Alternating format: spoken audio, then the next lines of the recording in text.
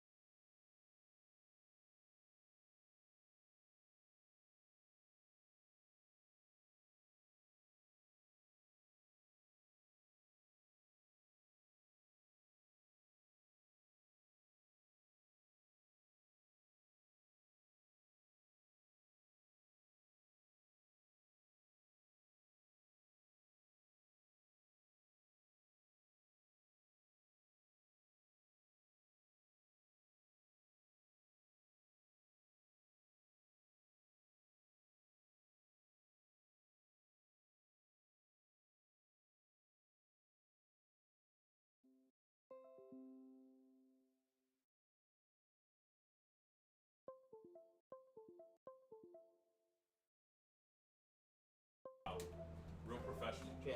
Who cares? Real professional. All right. There we go. If we have that, these calls are going to get real personal. That's right. That's right. What a We're gonna see back judge.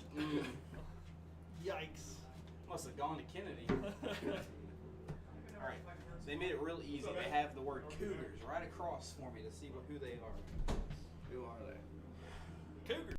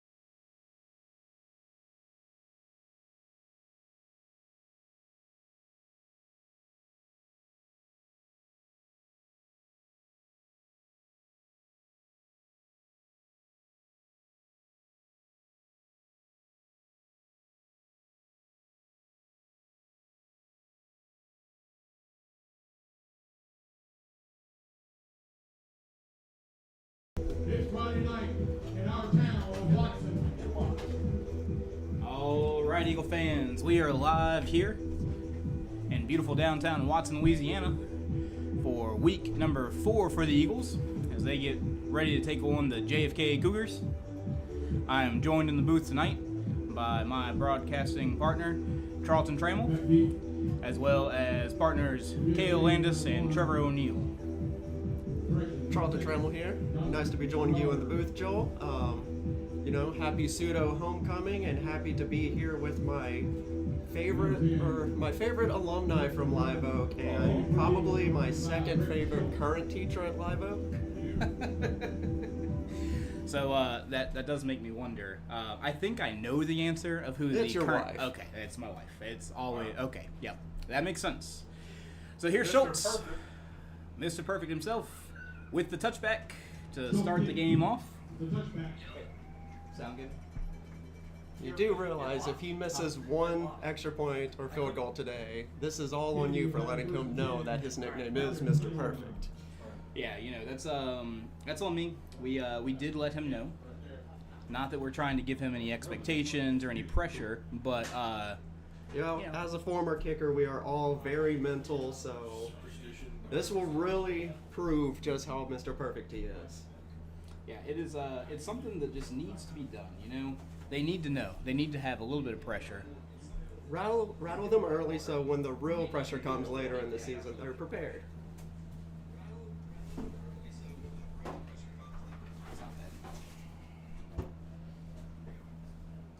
All right, we are using a different kind of mic here tonight, so if you're having problems hearing us, just let us know. We're going to be working through a couple little things here. So, first play from scrimmage for the Cougars is a loss of 1.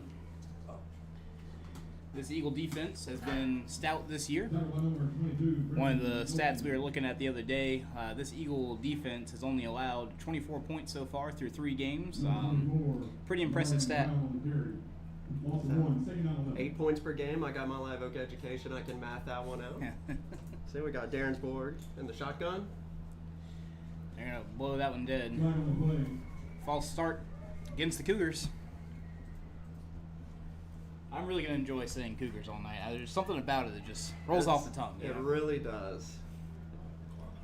Can you get that onto the stream? Have a Cougar counter? Oh, goodness. I could, actually. Yeah, that is definitely something we can do. Kayla, How far are you willing to go ahead. for the We'll, bet? We'll keep it on. Do we paper for really now. need like a timeout thing or a quarter counter? Just change the Just quarter Cougar. one, change that to the Cougar counter. Here's a snap. Driving back to pass, looking down the field, feels some pressure. Rolling to the near side, trying to find a man, but can't. He'll be knocked out of bounds by number 49, Jacob Cowart. Very good pressure by 2 Eagles defenders to push him all the way out to the sideline. He looked like he couldn't find someone early and had scramble in the mind while still keeping his eyes downfield, and it was very good. What's the word? I like vision, anticipation, concentration, focus. They all work. But I know what you mean. Discipline defense. Discipline is the word I'm looking for, being able to stay and push them out that way. Yeah. Staying true to their assignments. Not get upfield, not let them blow past him. Here's a snap, looking to throw again. This time a blitzer comes free, has a shot at him, not able to get him. He's going to escape, and he is hit, and they will drop him behind the yard to gain. So that was number 48, Gabe Harvey, comes through with the tackle. That was a lot of pressure by the Eagle defense there. That easily could have been a 5-yard loss, but the quarterback was able to turn it out for a 10-yard gain, but still good enough to bring it to 4th down. And they blitzed the middle linebacker on that one, and he came through just completely untouched and had a shot on the quarterback. Wasn't able to bring him down, but the pressure was enough. The pressure was enough to turn a left-handed quarterback facing the direction that you'd want a right-hander in, so very great pressure there by the defense. See, this is why we pay the big bucks. I didn't even notice he was left-handed. Here's the punt. It's going to land at the 50, and it takes a good Cougar bounce. Cougar counter number 4. Cougar counter. Hashtag Cougar counter. Hashtag Cougar counter. Eagle fans, don't forget we are also live tonight on YouTube. So share with your friends. If it is easier for you to watch it through YouTube, that link is on our Facebook page. It's also on the Live Oak High broadcasting page. So you can check us out there. If it makes it easier for you to cast the stream to your TV or wherever you're watching, you can do that as well. So Eagles with the 3 and out. Well, the offense will get to work, and it's looking like they're coming out in an empty set, very similar to the way they did last week, with no running backs available on the roster. Whitehead, the man in motion. Jones looking to the near side, has a man on him.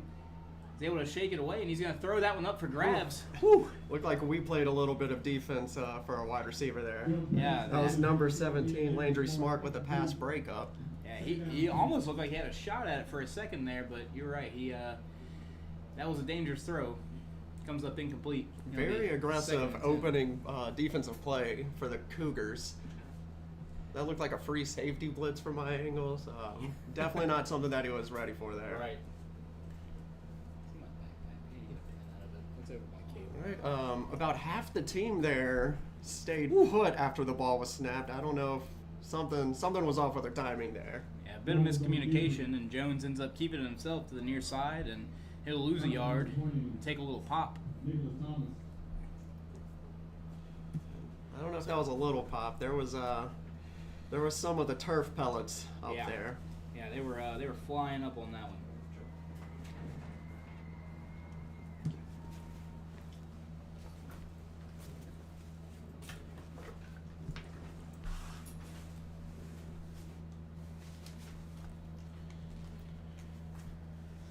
Jones looks for the snap. Going to keep it himself. Quarterback draw up the middle. And it's a decent gain, but on third down, not quite enough. He'll gain 6 on the run. But that'll bring up 4th and 5 for the Eagles, and they'll be forced to punt.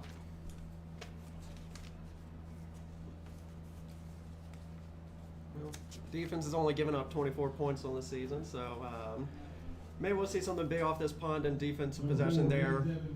Give our offense a little bit of time to talk this out. I think a lot of things just looked a little bit off that offensive possession. Yeah, Eagles were off last week.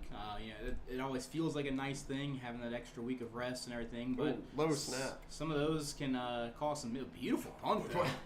Whew. And it's going to land at the 30. It's bouncing the other way, and the Eagle player will smartly pounce on it. Good things, bad things. Snap came very low. Obviously, that punt did not bounce the way we wanted, but great recovery by our punter there. Beautiful punt. As I was saying, offensive struggles, and it might have to shake off a little bit of rust, right? They came out, didn't have a game last week, declared a no contest versus St. Helena following that tragedy involving their school and their football team. So Eagles had the week off, and it's a good thing for rest. You get some guys back, but got to come out and shake a little bit of that rust off.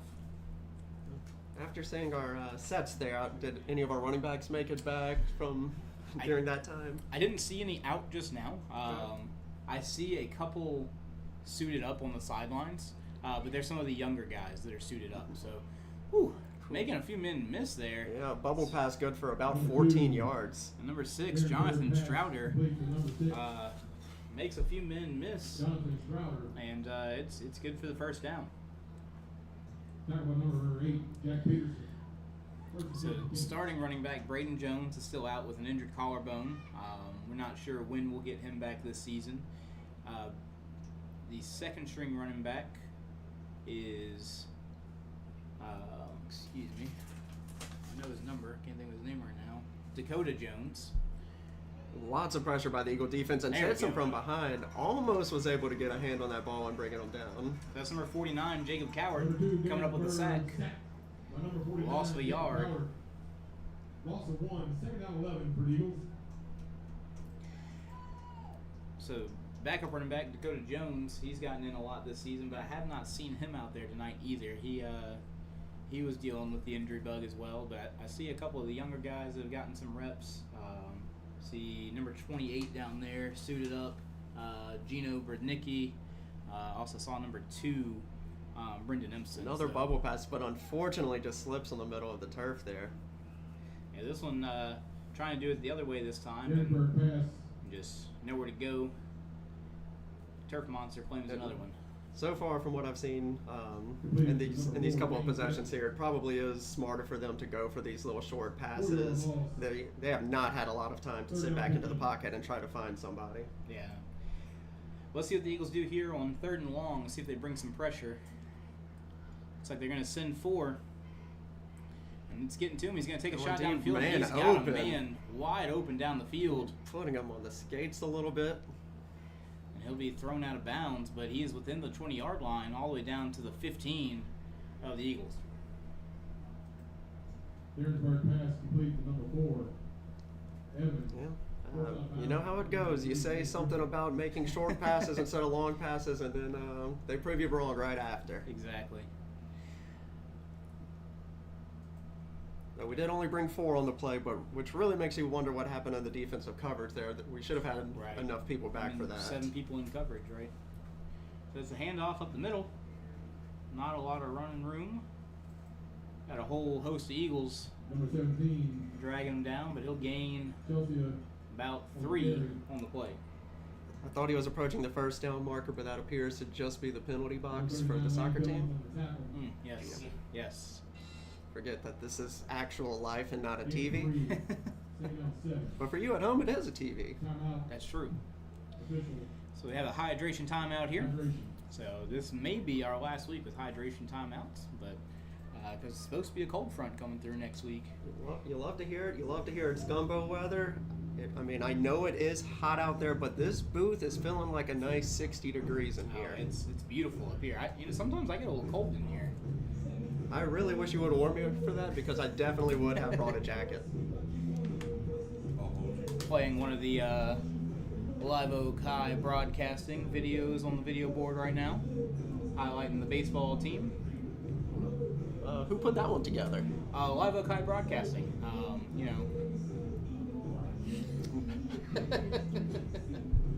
I'm looking for name shout outs. So is this Live Oak Broadcasting a certain name for somebody? It's actually a class at the high school now. It's the multimedia productions class taught by Mr. Harrison. Love that guy. Yeah, he it's some pretty good stuff. Sorry. He's arguably the 3rd best Harrison on campus. It's just They gotta have some students above you, right? I have to look into it if we have any Harrison students on campus. Oh, come on, I can't. I'll tell you what, he's top 3, and he ain't 1 or 2.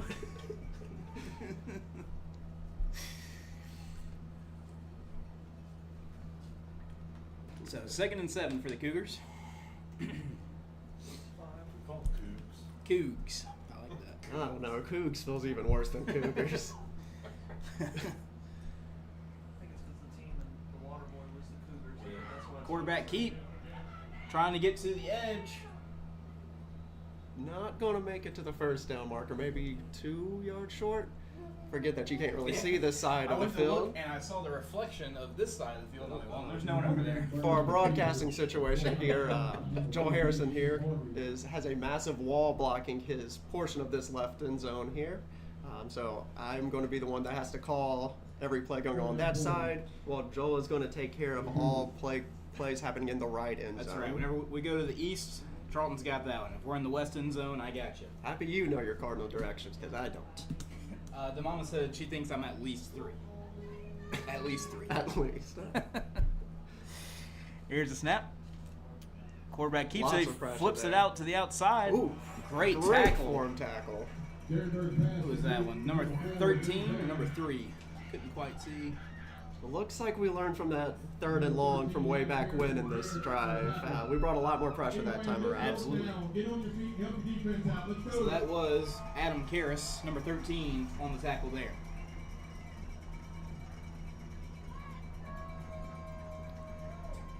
Fourth down, looking Stands are shaking. like the Cougars here are going to keep their offense on the field. Well, not everyone's blessed with a 5-star kicker like the Eagles are. Oh, wait for it. Okay, yeah. That is a running back. Got a timeout. Field. Cougars you got a chance for me to make this.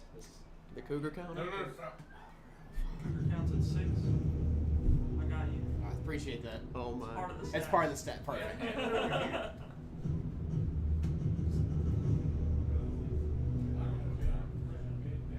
That's all right. We'll get it after. I did not make this one. Is this not a Live Oak This is Broadcasting not a production? Live Oak Broadcasting production. You will notice the Live Oak Broadcasting productions have the Live Oak Broadcasting logo at the beginning of the videos. I'm going to keep an eye on that one. Yeah. You should watermark those. That way nobody Yeah. steals them. That's true. That's true. 5 minutes on the timer, Cal. I'm close. 5 before that, 4 seconds could mean everything.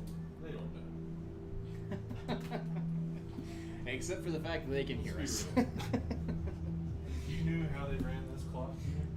That's true. Would. The rules are made up and the points don't matter. So- Exactly.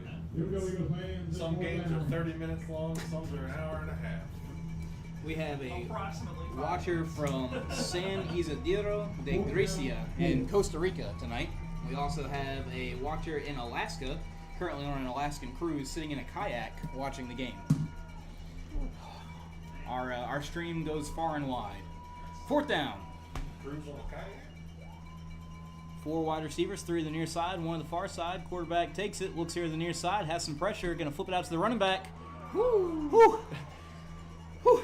And it is knocked away by number 21, Brody Welch. Intended for number 5. Bobbled it around for a second there. And, Bobbled it around and almost became a problem for the Cougars. If that ball would have bobbled around a little bit longer, that could have ended up in our hands. you know, I was thinking the other way around. He was bobbling enough, I thought that he was going to end up with it. And In a maybe walk hypothetical into the end zone. situation about what could have happened, does that make you the optimist or me? You know, if I'm looking at it from Kennedy's point of view, I'm optimistic. But that's really up to you to determine. But then you look at the other side. I'm sad about the outcome. You're happy Right, about it. So right. Aren't you the psychology Is the answer teacher? yes? I think the answer is yes. Yes. That's right. AP psychology, so you should know all about this. Maybe. All right, 4 wide receiver set.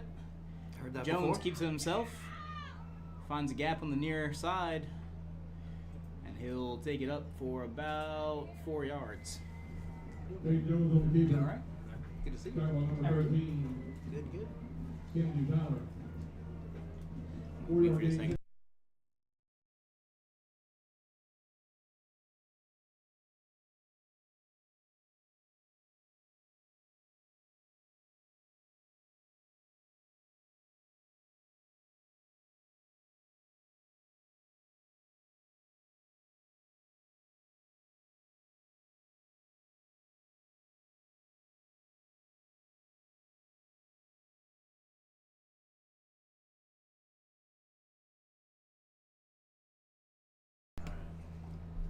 All right, so this is the offense that we're seeing today. It's a lot of what you told me about our game from 2 weeks ago, and it Yeah. looks a lot like when Taysom Hill's in the game and we're running that play. You're absolutely right. So that one was a gain of about 6 for Caden For Jones. that. Good for a first down. Enough for a first down. So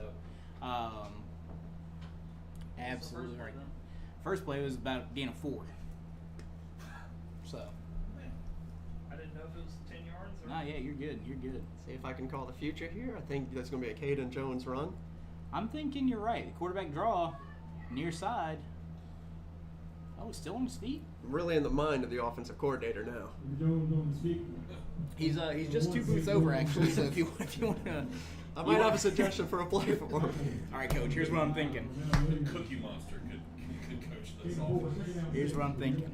Caden Jones, keeper, Oh, to the left this time. I don't think we've seen that one actually. He's a genius. He just hit flip play on Madden. Just hold right trigger. Inverted. They'll never know it would be inverted. Oh man. Ooh, I like that. Delayed he acted draw. like he was going to pass it just to push them back a little bit. That's a new wrinkle. And it's good for 2 yards. Give him 1, and it'll be 3rd and 5. It was a second of time wasted by faking the pass. Could have already been downfield at that point. That's an extra yard of the field. Good 12 men throw on the it field. in. 12 men on the field. That's a penalty. How are you counting this out every play? 12. I think one of those is a ref. 12. 12. 1, 2, 3, 4, 5, 6, Alright. 7, 8, 9. I'm only counting 11. Well, Woo. you're wrong. Well, I bet you that flag's for having 12 men on the field. Do you have a flag on the field? You can't see the difference between I'll 12, watch this. 12 and 11? See if you can find the button. I showed him before the game. Oh, do you have it? It's going to go through here? That's holding and number 67 on the offense, 10-yard penalty. You're telling Repeat me, third down. Joel Harrison, you got the referee. Oh, I hooked didn't up? do it. I got I didn't inside make that. the system, but I did show him how to use it. That's pretty good too. We got referee in here now? Yeah, we can. It goes into their room and you can hear it. Yep. Well, we didn't have it mic'd up against Bonneville We are. because the head ref said he really didn't like Bonneville and he had ref for them the previous week and he had to kick a bunch of them out of the game. He's like, I'm not going to be able to hold my tongue. I'm going to be saying some profane things, so it's best if y'all don't mic me up. I'm like, all right. No biases here. Yeah, the offer has been rescinded. You are not allowed to have it, actually. Taking a shot down the field. That might be a tiny bit of pass interference. Somehow the ref is going to say that. There we it is. go. We got to get the line ref. I says think no. the line ref No. was like- very concerned about the You know other what? referee not throwing that, and I think that referee's flag flew about as far Yeah. as the pass did. Where- What's the where- delayed PI I've ever seen? Where is that ref list? We need to call out that ref right there for making the call that need to be made. If he would have been there, Saints 2018 or 2019 in the Superdome, whole different ball game. Who knows what would happen? He'd have thrown the flag. Referees 2 Super Bowls if we just have that one guy. That's right. He'd have thrown. I really can't believe how long it took for a flag to Yeah. come in on that, especially that it didn't come from The the guy referee right that next was to about 2 feet away from the play. Yeah. And the only thing I could think, maybe he's arguing uncatchable, it's overthrown, but you don't know. I mean, with something like that, it's so close. You don't know how much those extra 2-3 steps could have made. So Yeah, it's, He also He may might have have just got- missed dinner and was thinking about what he's going to grab to eat after this. absolutely. Now they got to Um, count it off. So Our down marker is a little bit off. they disagree. What are we going with here? It looks like it's about 3rd and -1. Don't know. Don't know how they managed that one. Write that on the stat sheet. Third -1. And the chains are moving. Eagle first down after all of that. Is it automatic first? It is. It is. From the spot of the fire. It is Just not a 15-yarder. Yep. Okay, so line of game. Yep. They only moved us 10 yards, so It may be only 10 in high school. I'm not certain. I mean, in the high school and college game, if you're beat on the deep ball, just make You the tackle. grab It's it, only yeah. 15 yards. Yeah. If anyone in the audience is a retired referee, Or if you have Google. or if you have Google, hit us with some interesting high school. Jones, quarterback keeper, finds a seam. He's got a foot race. Whew. Breaking through some tackles, lowering his shoulder all the way up to the Eagle 45. So that's a gain of 19 plus 5, 24 yards. Sounds good to me. Ooh, you heard that quick? That was pretty good. I didn't do it in my head, but yeah, I had to. I had Where to did work you it do it? out on paper, Oh. and It's that live oak education. yeah, the words had to be out in the universe, and then I worked them out. Do you have an extra pencil or pen? Mostly, I just like have to have something in my hand. Yeah. Not that I actually want to write something down, but it makes me feel more like Right, Lee Corso, right. about to make the call. Well, earlier I was in here doing the mic checks, and I was That's what told you do. Let's make it look cool. I was told I needed to have a cigar in here with this old timey looking mic. Can't Jones wait. Jones keeps it himself. He's got another 11-yard gain on the quarterback keeper. Jones on the carry, Who's taking on your number mic? 15. That's enough Huh? for an Eagle. Who was First beating on your down. mic? Oh, he wasn't hating on it. He was just saying it looks old timey. This is back in the 1950s. Hey, like that's I'm saying. exactly what I said. We I was should like, sound like auctioneers. and they're off. We have a. Anyway, Not the other races. so as we alluded to in the last game, this was the exact game plan the Eagles pulled off. Jones was the leading rusher, tallying 207 rushing yards in that game against Bonneville.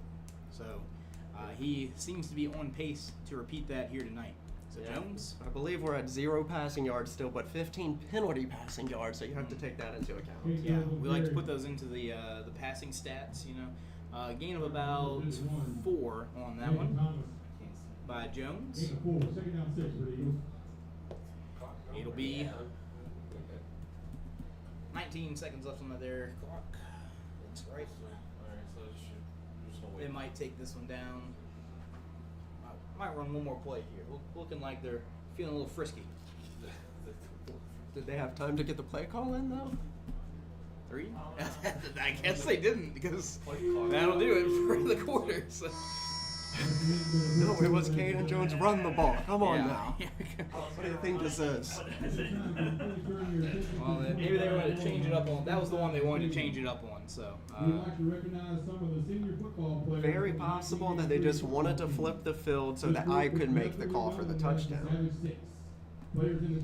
So you can see right now on your screen down over here to the left at the 25-yard line, they are honoring the players from the 1983 football team. So this is their 40th anniversary. This is some of our Live Oak alumni football players down here on the 25-yard line.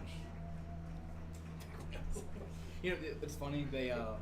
That was one of the stats that they're talking about with. I don't remember if I was reading about Live Oak or Denham. It must have been about Denham when I was reading about Butch Wax, and it was saying how he took them to their first ever playoff appearance in 11-on-11 football, in 11-man football, and I was like, "Wow, it's an important distinction." Were we playing 8-man football I before had that? no or- idea what they were playing before that. Modern era forward pass ball. They were I think it playing was 7 before. leather helmets and. I think it was 7-on-7 before it became 11. Are we going back to the 50s broadcast? What was that? It sounds like we're going back to the 50s broadcast. Yeah, right. My quarterback fumbles forward. What is this? Everyone would have nicknames. Wait a minute. Big Joe Green. Yeah. Caden Ramblin' Jones.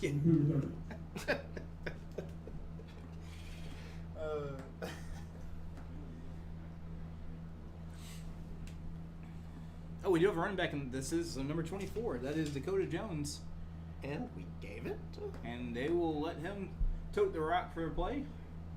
And he will lose a yard on the play. So it is good to see that he is back. He's feeling healthy. So Jones combo. looking like they're going to rest Caden's legs a little bit here. Try and share. trying to prepare for A the little third bit. down run. Yeah. Honestly, though, I was going to ask. You've seen this offense more than I have. Do you think we go for more of a slant pattern here, maybe a deep ball, or do you think it is going to be a Caden Jones run? I think if they do pass, it's going to be a bubble screen or a slant right over the middle. Most likely to that man out there, number 43, Hayden Ray. And it looks like Jones wanted to pass it, trying to buy some time, looking for a man down the field. Stick. Instead, he will run it. Oof. Gutsy run. Good for- didn't have too many other options there. He was the Cougar defense was in hot pursuit there. Yeah, one of the problems there was that the blocking was a little too good down the field by the wide receivers on the far side of the field, and they never turned around to look to help Jones out there. So, How far was that run? 2 yards. Thank you. Looks like the Eagle offense is going to stay on the field. I was excited to see some Mr. Perfect here. And well, so from this range, right, you're looking at about a 100%. 50-yard. Yeah. 50-yard field goal. 100% right there. Actually, And he- let's see, 29, 39, so about 46. 40, and he's made from 46 this year. Put our boy in. He's 100% from 46. That's right. He's thinking about where's he at? Is he on the tarp? If he's on the tarp, that means that they're considering it. That's the loading zone right here. That's on deck. He's not on the top. Yeah, the defense is, which makes me nervous. I'd like to see, get in field goal formation, have Caden Jones as the holder, and then a fake and Caden Jones run. That's next level. Mm-hmm. Still QB run. So Jones, he's looking to pass. Man. Quick over the middle. This one is intended for Whitehead, and it's going to fall incomplete. And so that will be a turnover on downs. and Kennedy will take back over. So on consecutive drives, Kennedy with a turnover and downs in Eagle territory. The Eagles march down, get into Cougar territory, and they do the same. Still scoreless, 10 minutes to play in the first half. So reflecting on it, obviously, you wish you could have taken the points, but they drove the play. It's not a bad play. It's at first down yardage. You got a decent matchup. Just goes up for the ball, and defensive back makes a good play on it. Agree. Not a bad play call at all. It was a very tight window to try to put it in, but it was there. Yeah, I agree with you there.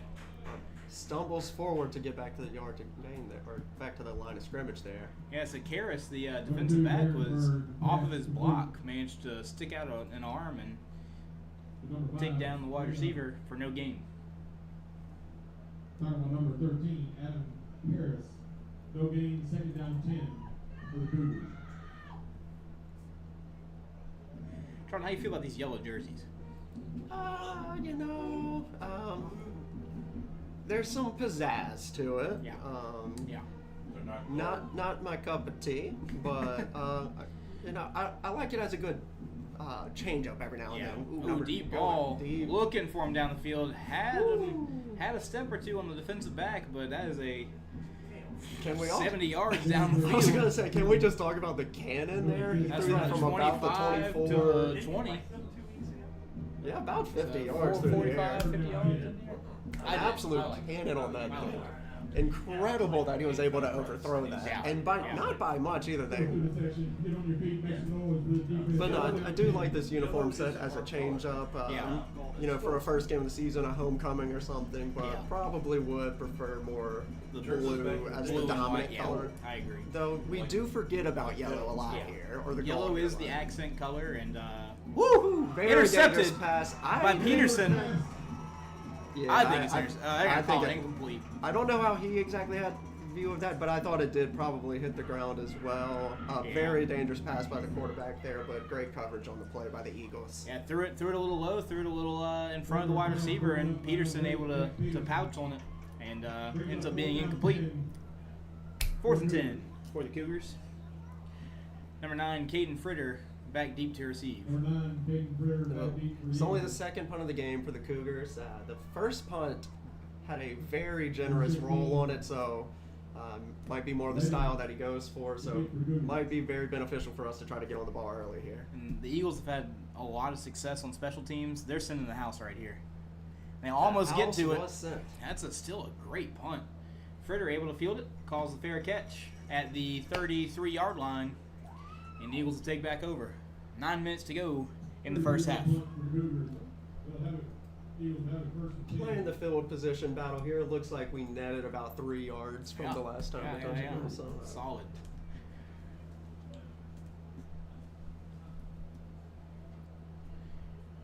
You have the ball.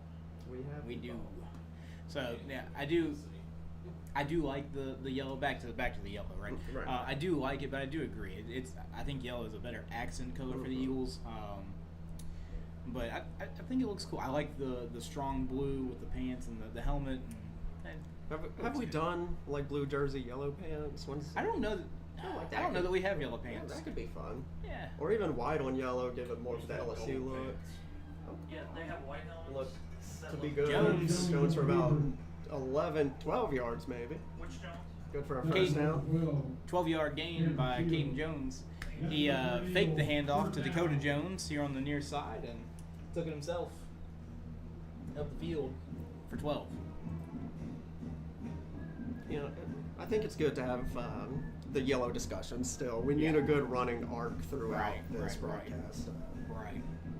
But I'm in agreement that we accent color. Yeah. Accent color. How about next week we go yellow pants on yellow jerseys, just be Right. mustard out the whole Love way it. through. Against Denham of all teams. Ooh, that would Yeah. be fun. This time he does hand it off to Jones, and Jones manages to stay on his feet through several tackles. Ends up gaining 6 yards. Good hard run by the freshman. Oh, wait, did I mention he's a freshman? You have no. Well, there it is. Love to see freshmen out there. You know, give us another good 3.5 years of play. Absolutely. Best thing about that is they can't enter the portal, right? They You say that.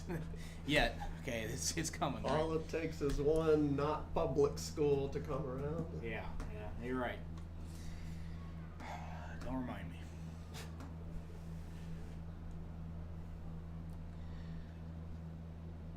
They'll fake it to Dakota Jones again. Caden Jones keeps it himself, getting up the field. He is up to about the 35-yard line where he is body slammed, but it's good for a gain of 15.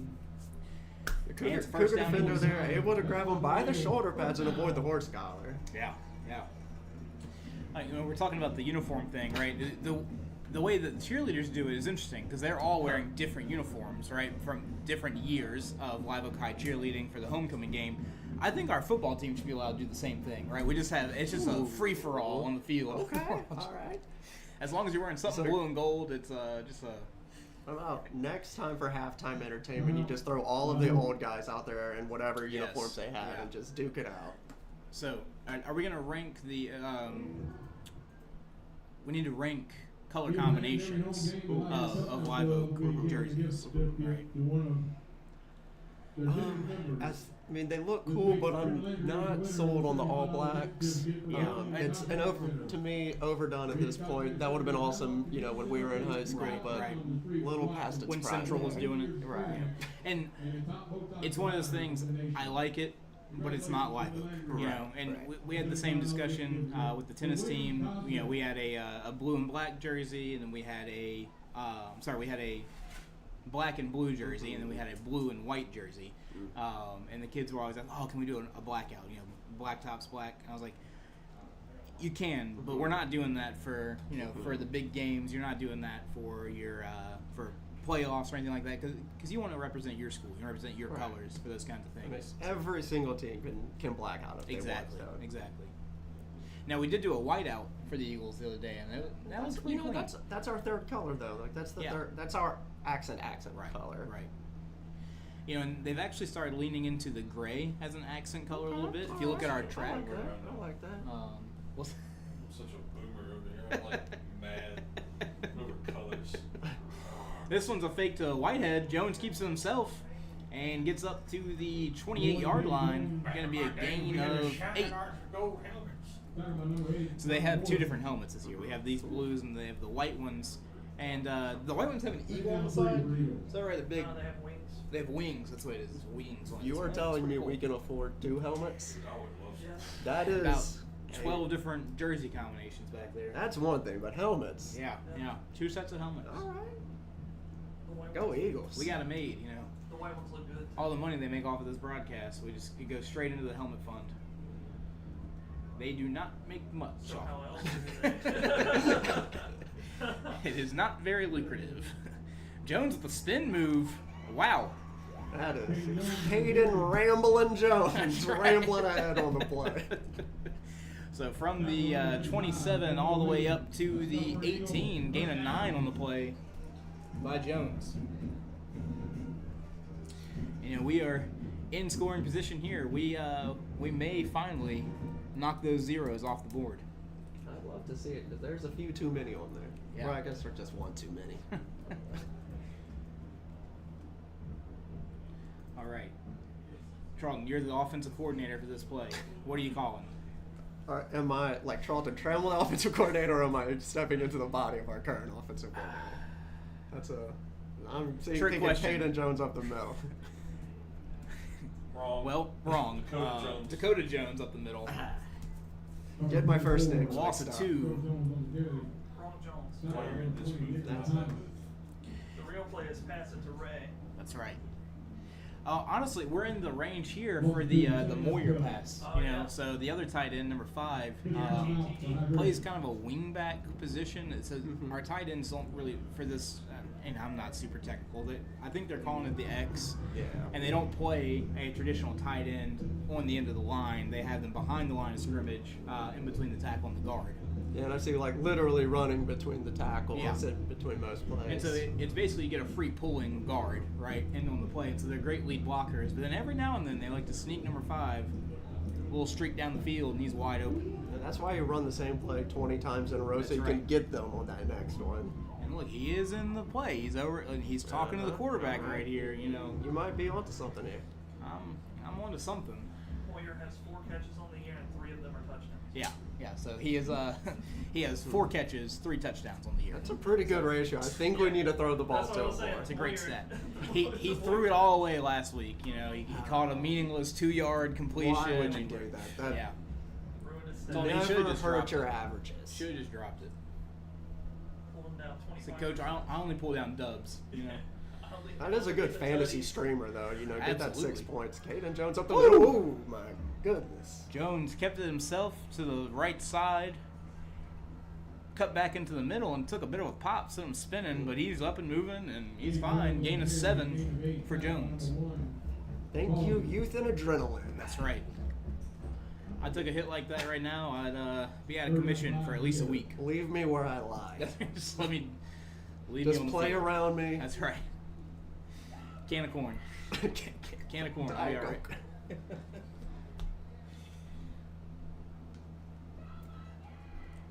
Cougars. In case you forgot. 11 on the Cougar count. Those are rookie numbers. We can get that out. 4 wide receiver set. Cougars on defense. Whitehead in motion. Jones pulls it himself. Looks to run up the middle. He's going to get up to the 10. Really? They didn't give him to the 10? Yeah, it looked like to the 10 to me, but Yeah. it looks like they're saying 12, which will probably make it some field goal time. We got Look something at there, else. number 25. You know, if he would have called it the 10, we might be going for it right now. But instead, we Right. get some Mr. How many Perfect. yards was that? It was a gain of, they ended up giving only 1 yard on that run. Legally 1 yard, yes. All right. Actually 3. But Breck Schultz in the game, number 25. 29 yard. Yep, 29-yard attempt. Snap, hold, kick, up. Oh no! I'm leaving. No way! I'm leaving. Mute the mic.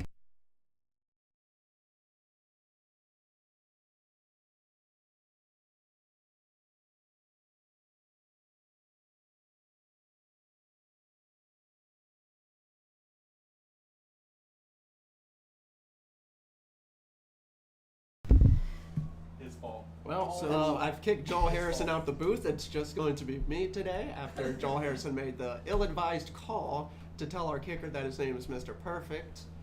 We saw where that goes. Have you not watched any football game ever where this literally happens every time?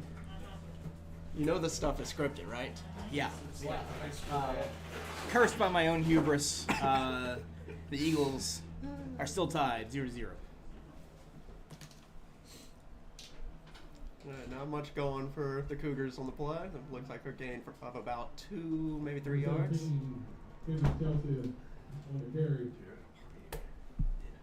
Absolutely. There's a change. You got some boudin, you got some pasta. If you're a little hungry, come get yourself something. Let me talk first. Yeah, talk first. Yeah. 7 for the Cougars. Okay. Do we have a Cougar counter for Kirk over there? Look, man, I can only do so many stats. I'm already focusing on 3 people up here. So 2nd and 7. He's, Pass down the near deep. sideline. Whew. Um, The wide receiver I thought it was intended for had it knocked away by a secret wide receiver that was also down the field. we saw a bit of that kind of wide receiver route running from the Saints this past week. Olave and Thomas Third down 7. ending up within 5 feet of each other. So definitely not the intention, right? Well, all things against that, you got to give it to the quarterback. He hit 2 receivers in one He play. did. That's got to boost the accuracy stat there. But not the official one. That's right. That's right. On target. Is that a thing? If they both come down with it. Wrong football, right? That kid is way offside. 2 completions on the play. It was like halfway down the ooh. Got some pressure coming. Quarterback dancing, looking to find somewhere to go. He's got another man on him, and he's got to throw it down. They got to call that down, right? They're going to call it incomplete. They need to call something. There it is. Yeah, Intentional okay. grounding. It should be intentional. And that'll be a grounding. spot foul. And that'll be big. Flag on the play.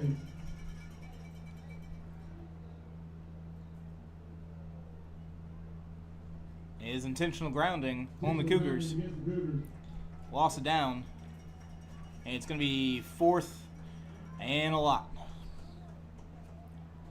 Yeah, look at, I think Kennedy is just showing up with some buses. Their band just walked in. We're almost at halftime. It might be our halftime opponent. Ooh, that's a thing? Yeah, it might be a thing now. I can't wait to see who the band gets to fight.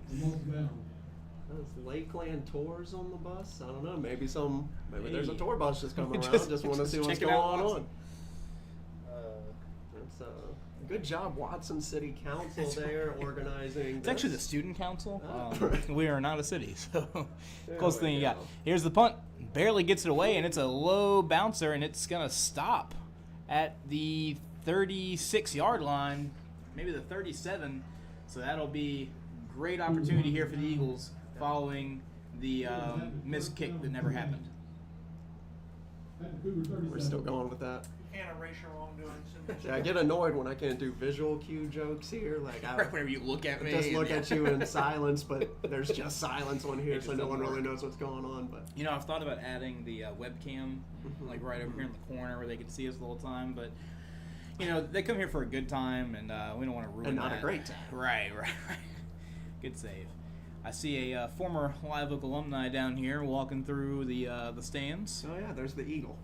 Yes. Oh, I was going to say the same thing. I would be like, yes, the Eagle. The Eagle performed in the lip sync battle today at the pep rally. It was very well done. Jones Eagles takes have himself. lips. Wait, what? Yeah, don't worry about that. Jones, good run on first down, good for 14 yards, 15 I yards. need to hear what happened here.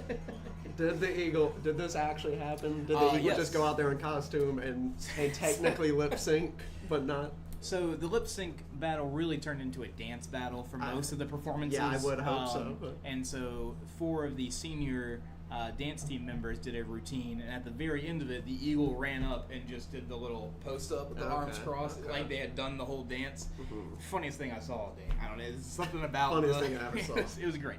Jones quick pass to the near side to Whitehead. Ooh. He's gonna get up the field for maybe a yard or two. It'll be I don't know if there was a yard or two there. no gain on the play, Yeah, no, that, but it is a completion. the guy holding the 2 over there was not going to move. He said, "I ain't budging." Don't care how many yards you got or didn't get. We did get a shout out from a Miss Mary Francis. Good to see you. Hope you're having a good time out in Maine. Thanks for joining us tonight. Hey, Miss We have Mary 5 wide Francis. receivers. We do. So this is a tight end screen right here to Hayden Ray. I'm calling it. Oh, and he keeps it. Okay. He keeps it. Has plenty of room. Got a block. And he's inside the 10-yard line, down at the 9. Enough for a first down. Gain of 11. That on the is play. how you creatively do.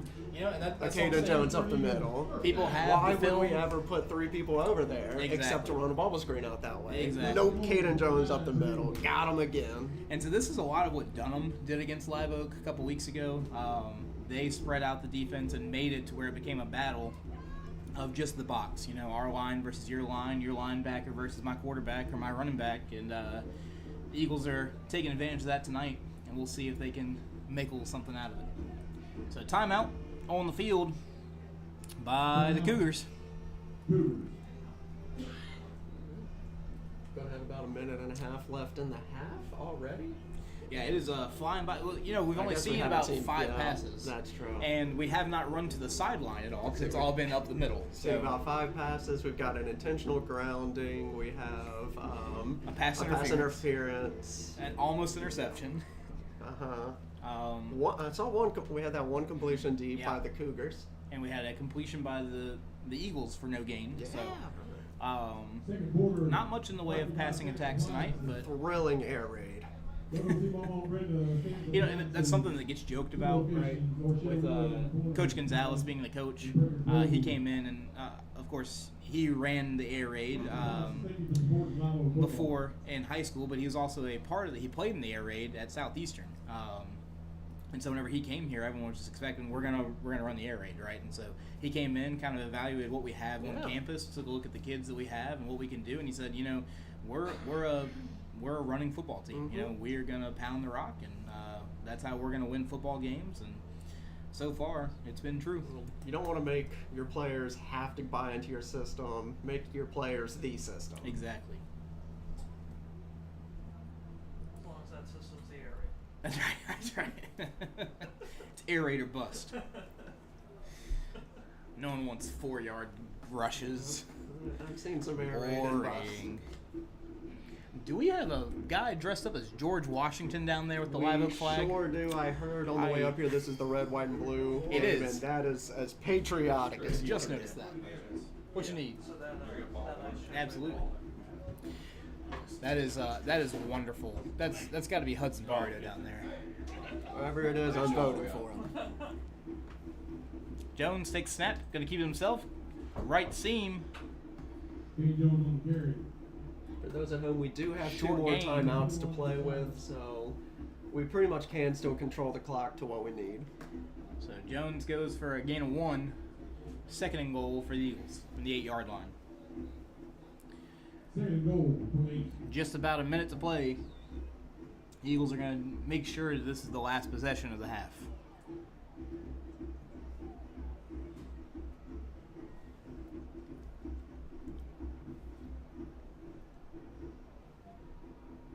Jones rolls to the right, looking towards the end zone. He's going to keep it himself, and he will get another 2 yards. I'm going to give him 1 more, up to the 7.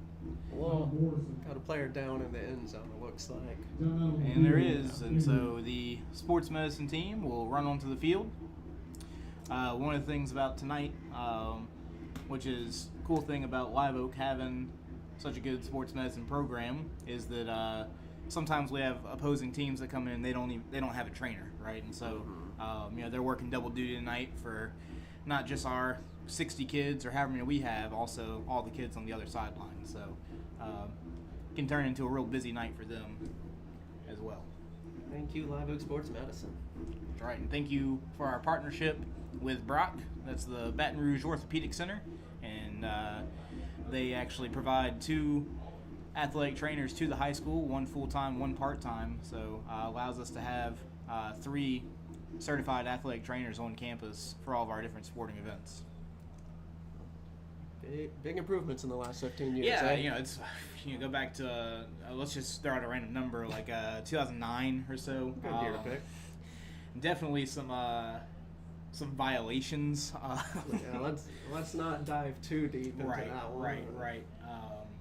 But I think the NCAA might even come down Right. for us on a high school team. At the end of the day, the athletic training program there, it was a bit of a sanctuary for those who needed it, and that's all we can really say about that. This time it's going to be a fake handoff. Jones looking to pass over the middle, Ooh, and it's the that's, boy, Eagle touchdown. Moyer. Let's go! 5th catch, 4th touchdown on the season. Good for 6. 80% touchdown rate. Throw him the ball, boy. Feed him. Don't. Feed him the rock. I want you to, but I don't want to ruin that stat. You can give it to him at the other 1-yard line. He's going to find his way. That's true. In the scrimmage, he turned on the Jets and outran a man for a touchdown. So He knows how to score. that's right. He's got a nose for the end zone. So they will bring on call to him kick. Toucan Sam then, because he follows his nose. Mr. Not Perfect. Mr. 99 lines up for the kick. That can't help his psyche. Mr. Come Moral. on. Mr. Mortal. And he gets back on track. Yeah. So You love to still see it. perfect on PATs for the Yeah, season. right. Mr. Mr. Perfect PAT. Perfect pat. Perfect pat. By God, you've done it. Yes. Gail Williams, we will show the homecoming court at halftime, so that is tonight. Of course, last week the homecoming festivities had to get pushed ahead by a week. We will turn on our mic and we will set it out to where y'all can listen in as best as possible. And we will go through the homecoming court as well as the crowning of the 2023 homecoming queen. And bit of trivia for you. The because this is the 50th anniversary of Live Oak football, that means it is also the 50th anniversary of having a homecoming queen, and the first ever Live Oak High homecoming queen will be awarding that honor tonight. So you've got 41 seconds of playtime to tell us who was the first ever Live Oak High School homecoming queen. It's not Robbie Harris. It is not, as much as he wished it would have been. I was gonna say. Yeah. It's usually the answer. Schultz kicks it away. Hey, you think he's a little upset about that missed field goal? Yeah, I think he was trying to put it through again. He wanted to show he could kick it from the 40. And he almost does. And Charlton could have kicked nearly that far. The miss. oh, Wow. Okay. Okay. well, the problem I is never hit it off the crossbar. I just would miss. problem is we never would have kicked a 29-yard field goal. Hey, I only had field goal attempts in the 30 yards. Exactly. That's what I was saying. Yeah, that's exactly. too close. They're Right, going so for it. That's why right. do that when we can turn the ball over on 4th down? We would say. Right. I was only good from within 30. Right.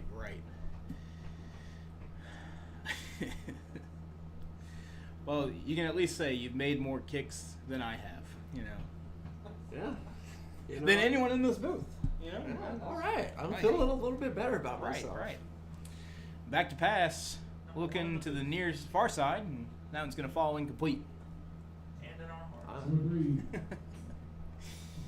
He's got some power on that arm. The way he cocked back, I thought that Yeah. was going for another 50 yards I again, did but then too. it was about 6 yards past the line of scrimmage He with is- some heat on it. He is slinging it, that's for sure.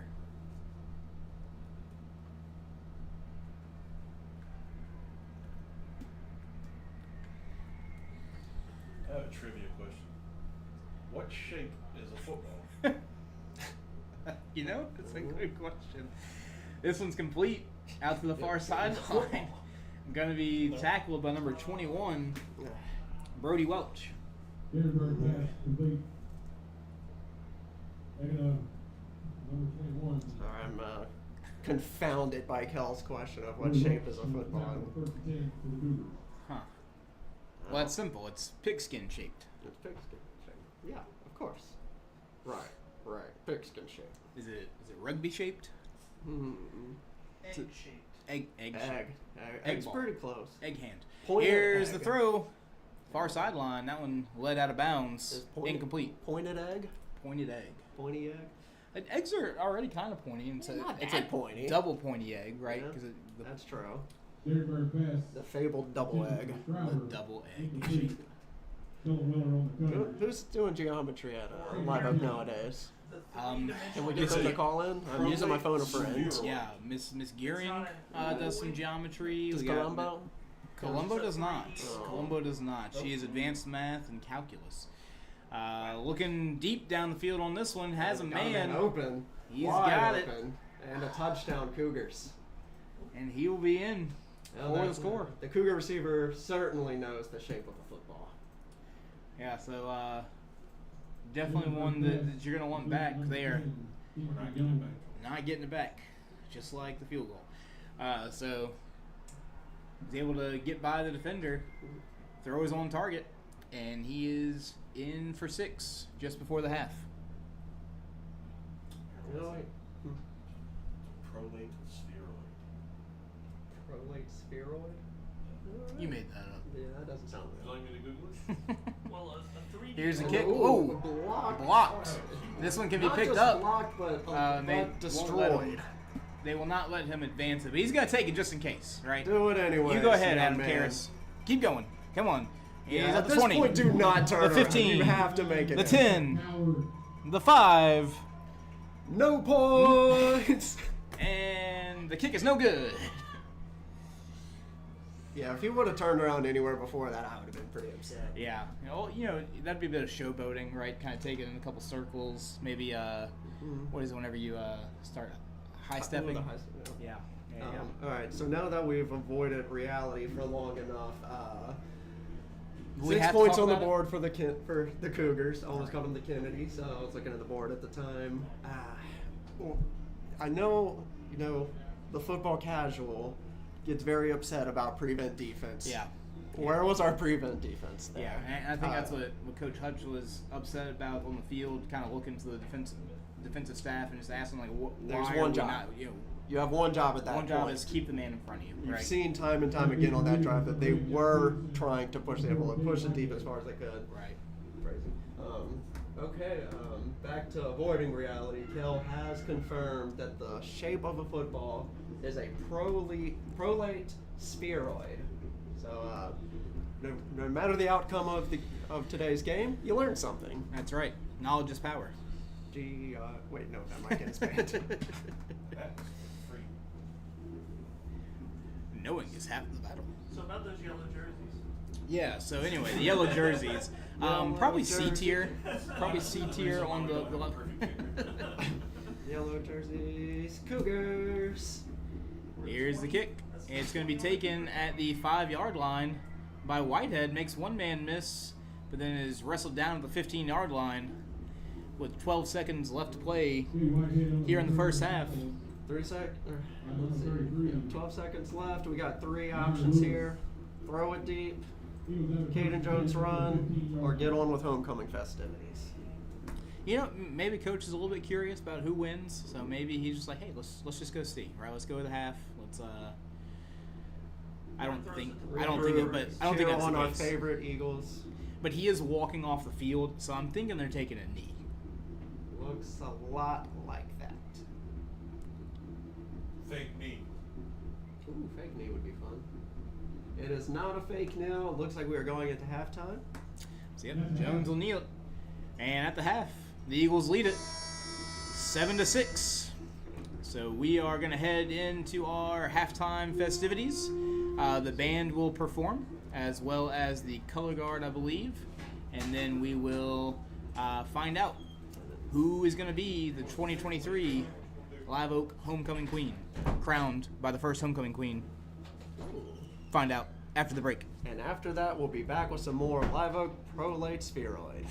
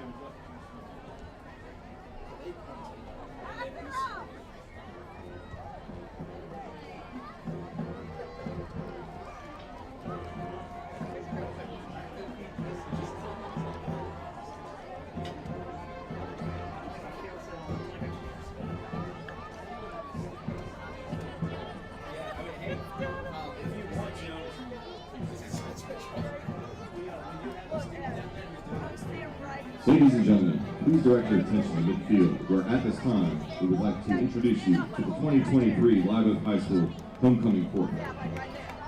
Our first freshman maid this evening is Miss Hallie McKenna Grace Carter. Hallie is the daughter of Chris Becker and Jennifer Swan. She is being escorted tonight by her father, Chris Becker. Hallie is a member of the Live Oak High School cheer team.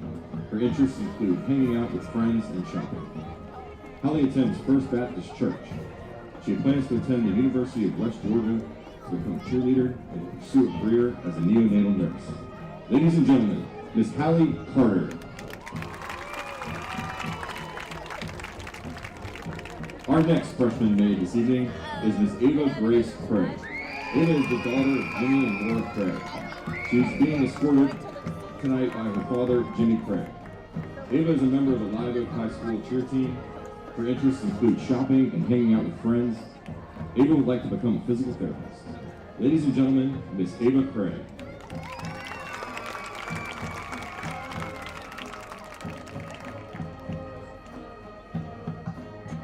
Our first sophomore maid this evening is Miss Chloe Noelle Condi. Chloe is the daughter of Dustin and Brooke Condi. She is being escorted tonight by her father, Dustin Condi. Chloe is a member of the Live Oak High School Eaglettes. Her interests include dancing, spending time with friends, traveling, and attending youth groups. Chloe attends Journey Church and volunteers with Assess the Need. She plans to attend Ole Miss, become a Rebelette, and to pursue a career in law. Ladies and gentlemen, Miss Chloe Condi.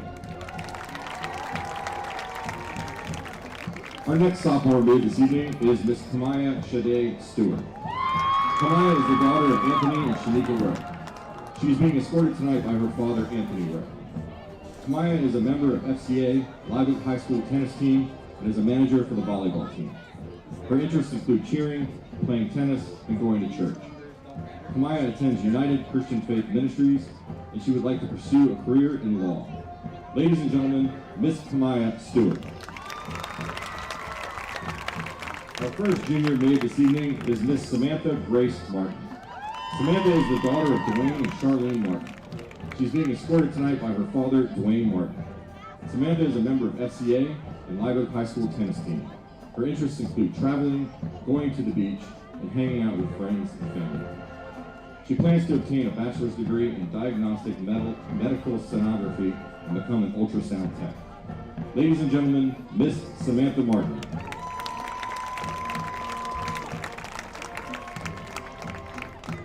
Our next junior maid this evening is Miss Chloe Marie Prestridge. Chloe is the daughter of Josh and Ashley Prestridge. She's being escorted by her father, Josh Prestridge. Claire is a member of the Live Oak High School tennis team and Key Club. Her interests include fashion, tennis, music, and working at Jolie Girl Clothing. Claire is a member of the St. Agnes Catholic Church. She plans to pursue a career in dermatology after traveling around Europe and meeting people from all over the world. Ladies and gentlemen, Miss Claire Prestridge. Our first senior maid this evening, Miss Carly Grace Barnum. Carly is the daughter of Lane and Alicia Barnum. She is being escorted by her father, Lane Barnum. Carly has served on student council for 3 years and is a 4-year member of FCA. She is also a 3-year letterman on the Live Oak High School tennis team. Her interests include spending time with her nieces and nephews, hanging out with friends, playing tennis, and most of all, shopping. She plans to attend Louisiana State University to obtain a bachelor's degree in nursing and to attend graduate school to become a nurse practitioner. Her best advice: before everything, put God first. Get involved in school activities and don't leave with any regrets.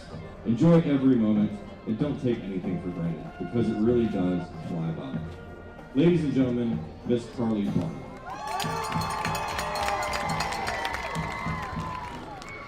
Our second senior maid this evening is Miss Mallory Kate Bursinger. Mallory is the daughter of Brian and Kim Bursinger.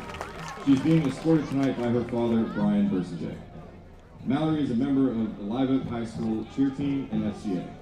Her interests include hanging out with friends, shopping, and spending time with her nieces and nephews. She attends Journey Church. Mallory plans to attend the University of Alabama or the University of West Georgia to become a cheerleader and major in business. Her best advice: put your best foot forward every day. Strive to be a positive influence on those around you. Ladies and gentlemen, Miss Mallory Bursinger. Our third senior maid this evening is Miss Gianna Isabel Buddy. Gianna is the daughter of Jose and Anna Buddy. She's being escorted by her father, Jose Buddy. Gianna is a 4-year letterman at Live Oak High School Eaglettes and has served 2 years as captain. She's also a member of Eagle Ambassadors and the Reach Club. Her interests include working and modeling for Jolie Girl Clothing, babysitting, dancing for Eaglettes, as well as Jean Lee Dance Academy of Dance. Listening to music, hanging out with friends, and taking naps. She volunteers with Assess the Need and has assisted with the Live Oak Junior High Eaglette Dance Team evaluation clinic. Gianna plans to attend Louisiana State University to major in communications with a focus in broadcasting, to continue to dance, and to travel. Her best advice: never take any moment, big or small, for granted. Take in every experience and capture every memory. Ladies and gentlemen, Miss Gianna Buddy. Our fourth senior maid this evening is Miss Hannah Renee Quartz. Hannah is the daughter of David and Mandy Quartz. She is being escorted tonight by her father, David Quartz. Hannah is a 3-year letterman on the Live Oak High School Eaglettes, senior class representative, and is a member of Eagle Ambassadors in the Reach Club. Her interests include dancing, hanging out with friends, modeling at work, and going to the river. She attends Live Oak Church and works at Jolie Girl. Hannah plans to attend college to major in juvenile criminal justice and later go to law school. Her best advice: don't take time for granted.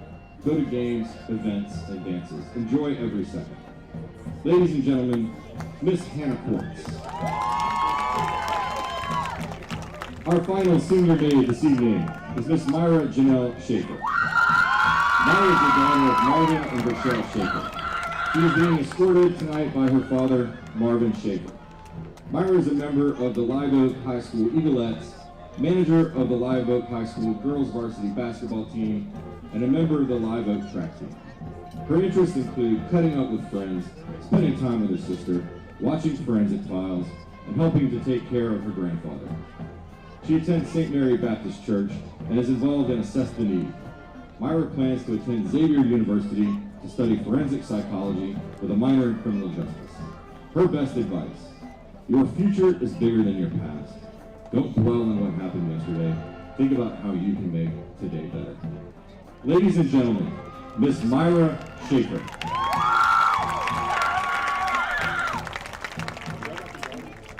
And now, ladies and gentlemen, the moment you've all been waiting for, the crowning of the 2023 Live Oak High School Homecoming Queen. Our new queen was selected by the student body and faculty in a secret ballot election. Last year's reigning queen, Miss Chloe McGee, is currently a member of the softball team at Southeastern Louisiana University, attends New Day Christian Center in Walker, and is working to get involved in FCA and other Christian organizations on the Southeastern campus. Chloe is unfortunately unable to be here tonight as she is playing in her first game of the fall season as a member of the Southeastern Lions softball team. Our new queen will be crowned instead by Josiah Haruch, 2023 Mr. Live Oak, who is continuing his education at Louisiana State University. Accompanying Josiah is Miss Stacy Robinson, a 1976 graduate of Live Oak High School who was selected as the school's very first homecoming queen. Miss Robinson served as teacher and administrator of Live Oak for 27 years before retiring in 2022.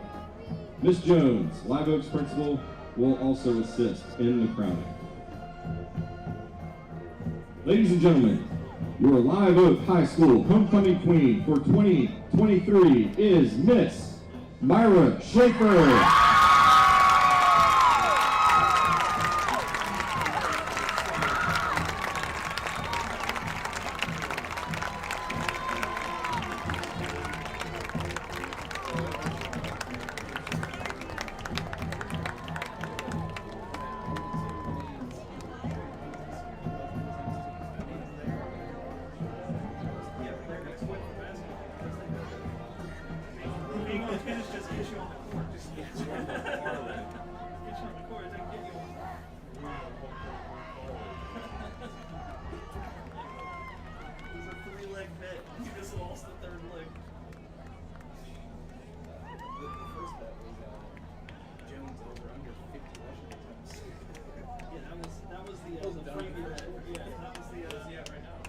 Ladies and gentlemen, let's give an Eagle Stadium salute to Miss Myra Schaefer, your 2023 Live Oak High School homecoming queen.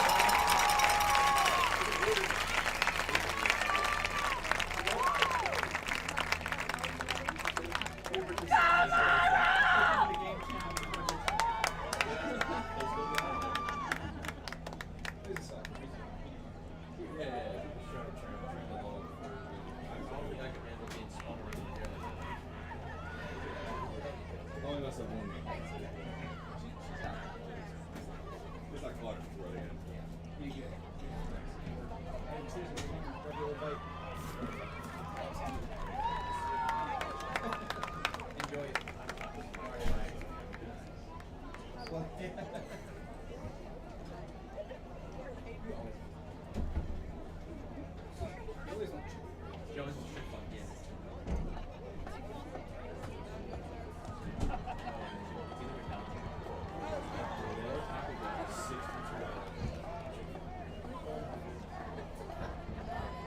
That's what else. Oh my god, no, that's so stupid. 8 tacos? 8 tacos. That's ridiculous. I used to get like the party food back in my day, like taco, 6 minutes. I used to get a party pack of like 12 tacos for $10. Ladies and gentlemen, in that midfield, we'd like to take a moment to recognize a special group. The Blue Star Mothers group is made of mothers, stepmothers, grandmothers, foster mothers, and female legal guardians who have children serving in our military, Guard, and reserves, our children who are veterans. These organizations embodies the spirit of service and sacrifice in support of our nation's heroes. Today, the students, faculty, and staff participated in a dress down day to raise money for this organization. We're excited to present a check in the amount of $668 to the Go 7 chapter of the Blue Star Moms. We hope this donation can help them to continue to make a powerful impact, ensuring that those who have sacrificed so much for our country receive the support and care that they deserve. Please give an Eagle Stadium salute to the Go 7 chapter of the Blue Star Moms.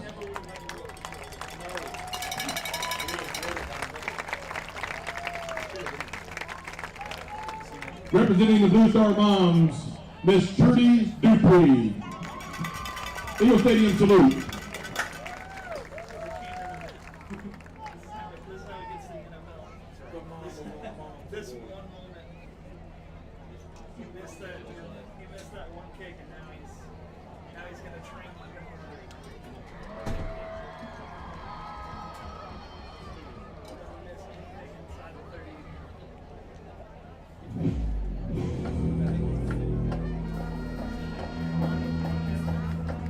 Northwest Livingston Parish, the people of them.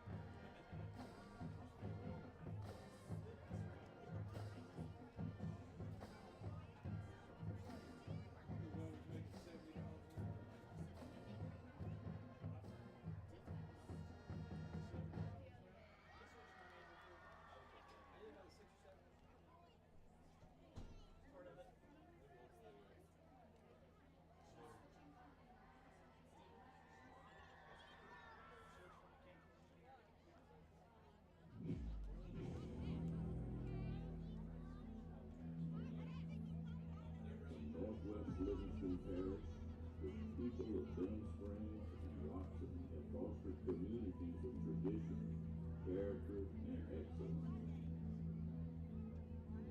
For 126 years, the students of Live Oak High School and Benham Springs High School have competed in a storied rivalry, pitting these neighbors, families, and friends against each other, battling for supremacy of the 6.9 miles of Highway 16 that divide the two schools. This battle will be confined to just 100 yards of turf. Two schools competing for the honor of being named the Kings of Highway 16.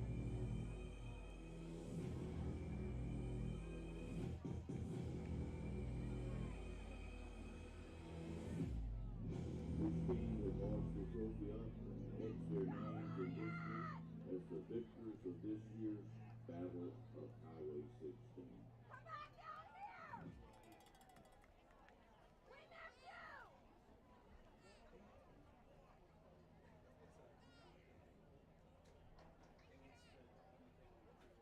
Score update, District 5-5A.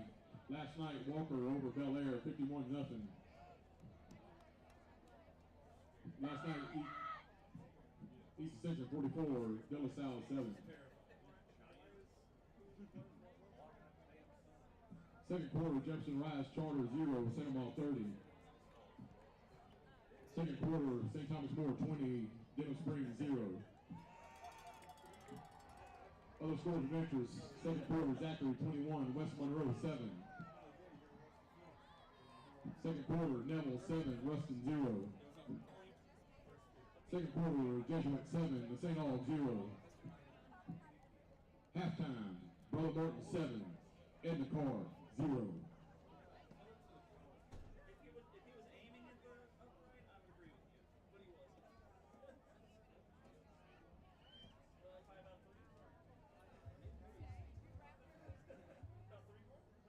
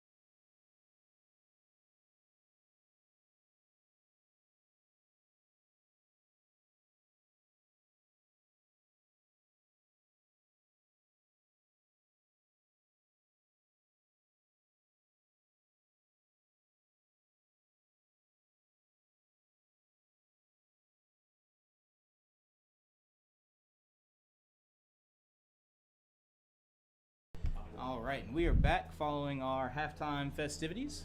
We're actually going to be joined in the booth for a few minutes here following halftime by a Live Oak High alumni. One Mr. Dominic Desatel, a recent graduate of Live Oak High School who played on the football team last year as an offensive lineman. Dominic, welcome to the booth. Thank you, Mr. Harrison. It looks a lot similar from last year. We favor the run a lot more than the pass again this year. Caden Jones, 142 rushing yards on 20 attempts. From a quarterback, it's very unusual, but he's very quick. And Yeah. So one of the things with that, they're talking about how we haven't had running backs. We had a lot of injuries, and he played some running back in middle school. That was his original position, and then they ended up converting him into a quarterback. So he still got that in him, and he showed it last week. He went for 207. He's already at 142 tonight. So he's showing us that he can run the ball. You talked about how it looks pretty similar to last year. What do you see that's different about this team compared to last year's team? well, we see a lot more option. Like the quarterback has more options to run the football more than last year. We were more of a 50-50. We would run the ball and pass the ball, but this year definitely more of a running team. We get more wide receiver jets. Yeah, I'm seeing a lot more motion, pre-snap motion. I'm also seeing, like you're talking about, Jones having the option to either give it to someone else or keep it himself. And we didn't really run a lot of that last year. Whenever we were in passing situations last year, it seemed it was a pass-first offense, right? It was Pruitt would have the ball, and it was the intention was to throw the ball. Here, it seems like the intention was always to run the ball, and sometimes there might be an option to throw it. Yes, sir. Last year was very more pass-heavy with the tall quarterback. This year, smaller quarterback, but very agile, more opportunities to run the ball, and he's very shifty. He can get around the D-line, linebackers very easily. Yeah, and he's done a lot of that tonight. So you have any predictions on what we're going to see here in the second half? I think the defense will still shut down the offense from JFK, and I think the offense will pick up the pace and score more often in the second half. All right, so if you had to have a final score prediction, what are you going with? My final score prediction will be 17-6 Live Oak. All right, so you heard it here. Live Oak's in store for 10 more points and pitching a shutout here in the second half. So we are going to get started here with a kick return by Jack Peterson all the way up to the 39-yard line, and that's where the Eagle offense and Caden Jones will take back over. Dominic, thank you for joining us. Good to see you, buddy. Thank you for having me. All right. And unfortunately, trade out one broadcast partner back for this one. Charlton, welcome back. Like All Might, I am here. Just when you thought you got rid of me, I'm back, baby. That's right. Anime. That's where we went. All right. So Live Oak receives the kickoff here in the second half, and they take it all the way up to the 40-yard line. Let's see how they want to play this one out. No, I really did like the score prediction. 17-6 does sound about how this is going to play out. Mr. Perfect Scotto is going to redeem himself. Yeah, get another extra point on the board. Get another get a three-pointer in. So Jones on first down toasted himself another 3 yards. Be 2nd and 7. Of course, I did love what I saw from the defense for the most part in the last half. If you just take out that last about 15 seconds or so, we saw a lot of great things from the defense. We've seen a lot of good pressure by the defense. We've seen decent pass protection down the field. Just one busted coverage, unfortunately, led to 6. Jones in motion. Jones will keep himself up the middle, has a big seam to the far side of the field, has a block down the field by number 17, Smart, and he's all the way up to the 30-yard line. That's going to be a gain of 26 from the 44 up to the 30. Yeah, 26 yards. I think Caden Ramblin' Jones there with the big play. He heard the prediction. He said 17-6. You kidding me?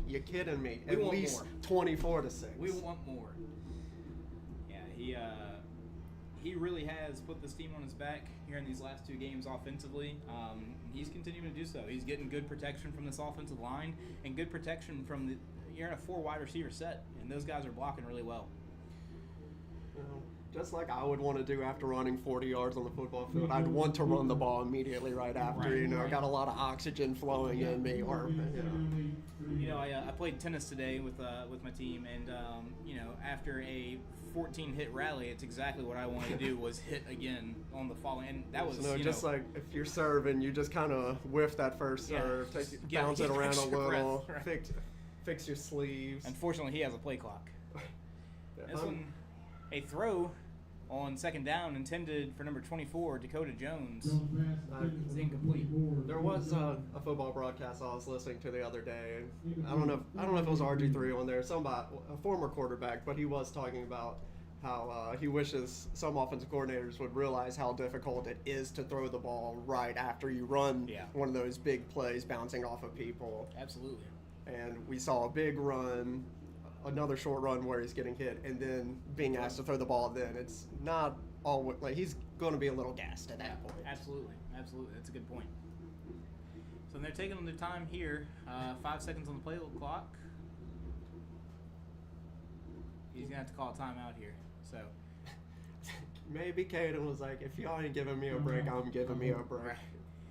So it's a timeout, Eagles. 10:04 left to play here in the second half. We'll be right back.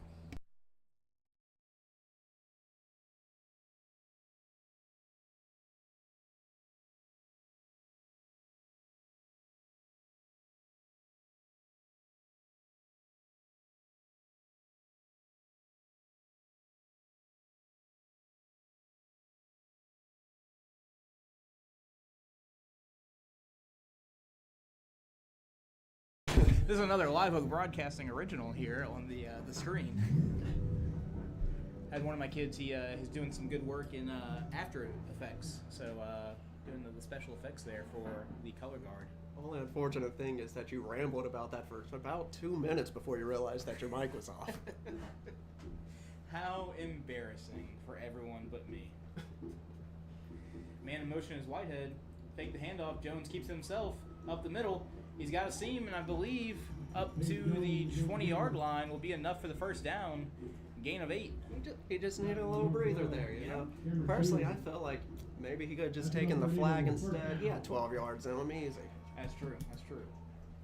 Just get a delayed game. Keep your time out.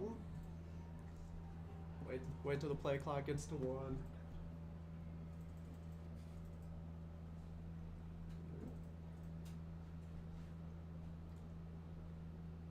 Caden Jones in the 4 wide. Don't know if y'all heard that tonight. Yeah, it's against new the strategy. Cougar defense. 21. Cougar count. Jones fakes the handoff, keeps himself running up the middle. Haven't said that tonight, and it's good for 8 yards. Haven't said that tonight. Yeah, it all feels like it's been done. But hey, if it's working. Oh, it's working. I thought he was going to have enough space there to make it all the way, but there was a ref standing there, maybe pushing him a little bit further out. Yeah, can we get the name of the back judge there? Top linebacker for Kennedy. More of a free safety. Right. You're right. He's pretty far back there. He is deeper than all the defensive backs. They are all pressed up on the line. I think they're going to dare to some man coverage, and they're going to send some pressure. And Jones sneaks past all the defenders. No clue how no one got a hand on him. And he's all the way down to the 4-yard line. That's deceptive play calling. Yeah. Sure. No way that they could have expected Right. the run up the middle. So, How many yards was that? I think about 8. Was it actually, or are you just saying? I was guessing. Looks like we are in We're at the the 4. literal quarterback sneak formation. If not, the take a knee formation. It's I don't interesting know. from I 4 don't yards like. out. Yeah. I think I'd rather our standard run up the middle instead of going for the quarterback sneak in the tush push formation. We managed to lose yards on that. Not what you want to see when I play Madden and NCAA and I want to take people off guard, run the goal line formation on my own 20-yard line. You know, 4th and 40. I generally am going to win that push because the other team's not prepared for it. But Right. Not the case. Not the case here. Not the case here. Okay. Thank you, Siri. So on second down, yeah, they will spread Back out. to a more traditional formation. And he will run it this time up the middle. And he's going to get to the 2-yard line. Gain of 3 on the play. So 3rd and goal from the 2. We got a flag. Let's hear from our ref. Ooh, he pushed the button. He pushed the button so the crowd can hear.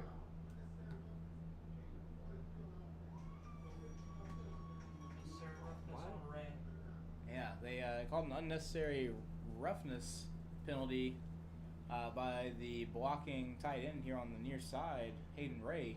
That's a 15-yard penalty. I didn't really see what happened there. Me either. I wish I could inform you what happened there. You know, if you have the rewind function on your phone, go ahead. Put in the comments so we know what just happened. The more confusing thing is there was one fan on our side that was cheering, so I don't know if they understood the call either. I think that roughness was necessary. Yeah, it's football. There's designated times so that you can be rough. Hitting too hard during a non-legal hitting hard time.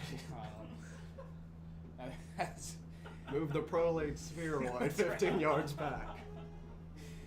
God, we have a niche audience. Just lost 5 viewers. unsubscribe. Ooh, He does not see the lot main of coming, pressure and and a the ball fumble. is on the field, and That- it is scooped, That's going to be hard to stop. and that is unfortunate. Hutch is Caden upset. Jones, the only person there to try to. That is going to be a touchdown for the Cougars. Goodness. 22. That is a quick turnaround there. Yeah, and before we get into denial mode, they just sent a blitz from the corner on the backside. Caden Jones never saw him coming. They were able to lay a big hit on him, and there was just nobody on the Eagle offense that could catch up. Yeah. Scoop and score. Goes the other way for 6. Kenny leads it 12-7, pending the point after. It appears they are going to go for the 1-point PAT again. I'd be a little nervous if I'm the kicker after the last time. Snap, hold, It's and blocked. again. And recovered by the Eagles, so 12-7 is his current score. So the Eagles going to be frustrated by that one, but you're driving the ball well in offense. You get the ball back here. The ball game is still well within your control, still well within reach. No reason to start panicking, changing the game plan here. Stick to what's been working and get back to work. And a lot has been working. I don't know if we have the side-by stats for total yards here and everything, but look like Live's been very consistent. One second, we have the stats. It's 200 total yards. Say 205 yards of offense for us. Do we have theirs? No. Okay. We did have 205 yards of offense up to that point. You know, all things looking very consistent and good, but we've just had a hard time actually pushing it into the end zone for points. Yeah. I will tell you, what I do have on Kennedy is that in the first half they had a 3-and-out, a turnover on downs, a 3-and-out, a punt, and then the 50-yard touchdown pass. And then this was a defensive touchdown. So offensively, you're probably looking at about 60, 70 total yards of offense. And most of that was also on one big pass play in the first half. Yeah. Live Oak defense has been very, very sound, and just outside of that one play, and now one play on the offensive end for us as well. Yeah, absolutely. So a little trickery there, the fake kickoff.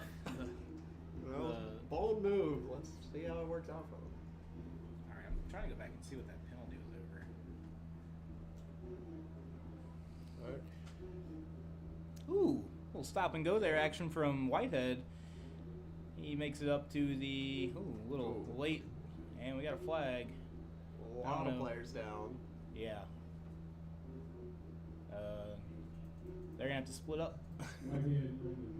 But it seemed serious enough that the athletic trainers ran onto the field immediately for that one, while players were still tangled up together. So. And it looks like, and there's the flag down there as well. Yeah. they're going to take a look at a couple players, make sure they're okay. I've never seen them run on field during the play.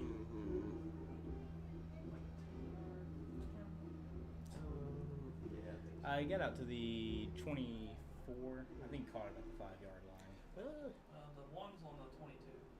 Yeah, that sounds right. The chains is on the 22, and he caught it at the 12. Yeah, I thought it was at the 12 as well. Well, I can't see that side of the field, so you guys are definitely more right than I am. Yeah, why are you even talking? Oh, yeah, he definitely pushed him out of the back of the end zone and threw him on the ground. Oh. Sounds good. Good seeing you, buddy. Good seeing you. See you later. Thank y'all for coming. Drive safe. Have fun in Mississippi. Y'all be good. Good seeing you.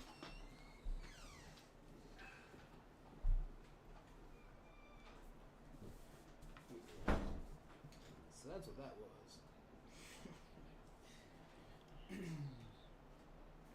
So while, looks like they are good Halfway to through go. the third quarter, and he already has 195 yards in the ground. Gonna have to call him Mr. 300 after tonight. You probably will. Call him Leonidas. That's right. That's His right. average is 7.2 yards a carry. We gotta stop giving people nicknames. I get in trouble for that. At least they're good ones. Yeah. What would you call Schultz earlier? Pat? Oh, yeah, perfect Pat. Perfect Pat. Yeah, I don't know if you should stick with that one. I mean, I get it, but yeah. Offsetting penalties. Offsetting there. penalties. And the athletic trainer having a word with the ref, making sure calling the right stuff out there. You know, All right. just You'd having a love to word see with it him. from your training staff. That's right. If the coach isn't going to get in their ear, maybe she will. That's right. Kelly Jones down there getting in there. You see that? Arguing with the ref on the near sideline. That's a team effort. That's right. Football's a team game. Sideline. Oh, he just. Ooh, sideline warning. Yeah. They're not going to call a penalty on it, but they do. Oh, man. Waiting to see if we get some extracurriculars from the gentleman getting pushed off the side of the field. Well, we will. There was a hand gesture. I don't know how many fingers were up. We will be hearing from him soon because he will be on the broadcast, Ooh, I love checking that. in. Some investigative reporting there. And it looks like the ref has pulled all the players in, just having a little quick word about sportsmanship, making sure, calm things down a little bit. Things getting a little out of hand here for a moment, so making sure everyone's good. We're just playing some football.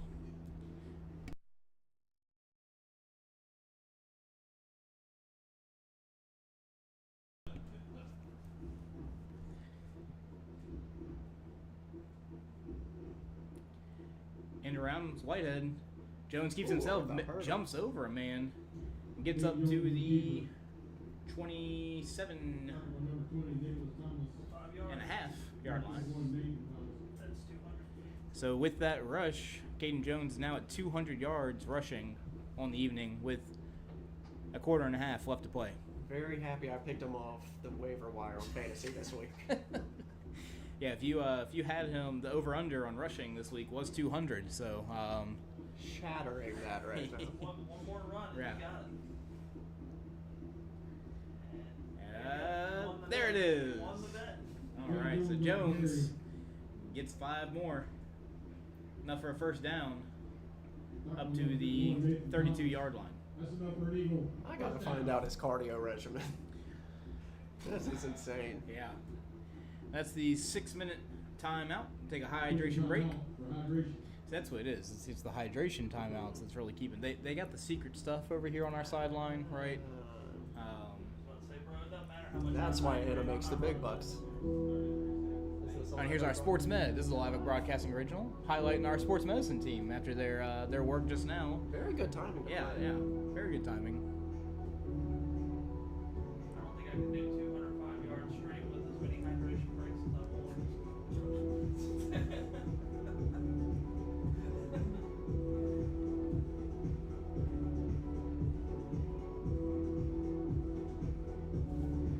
Man, I can feel this music. It's great.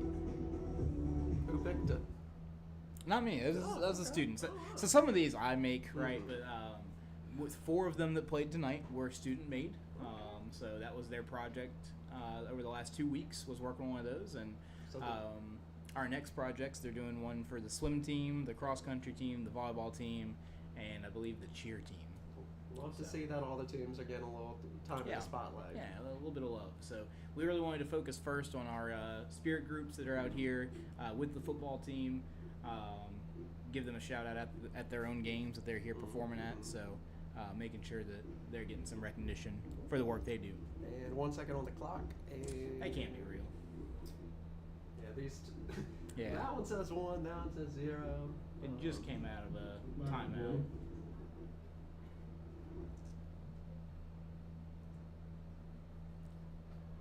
I have a feeling they're gonna. All right, resetting the play clock. We'll see if they enforce it or if they're just gonna wave it off. This head ref does seem like he has a good head on his shoulders. Let the kids play.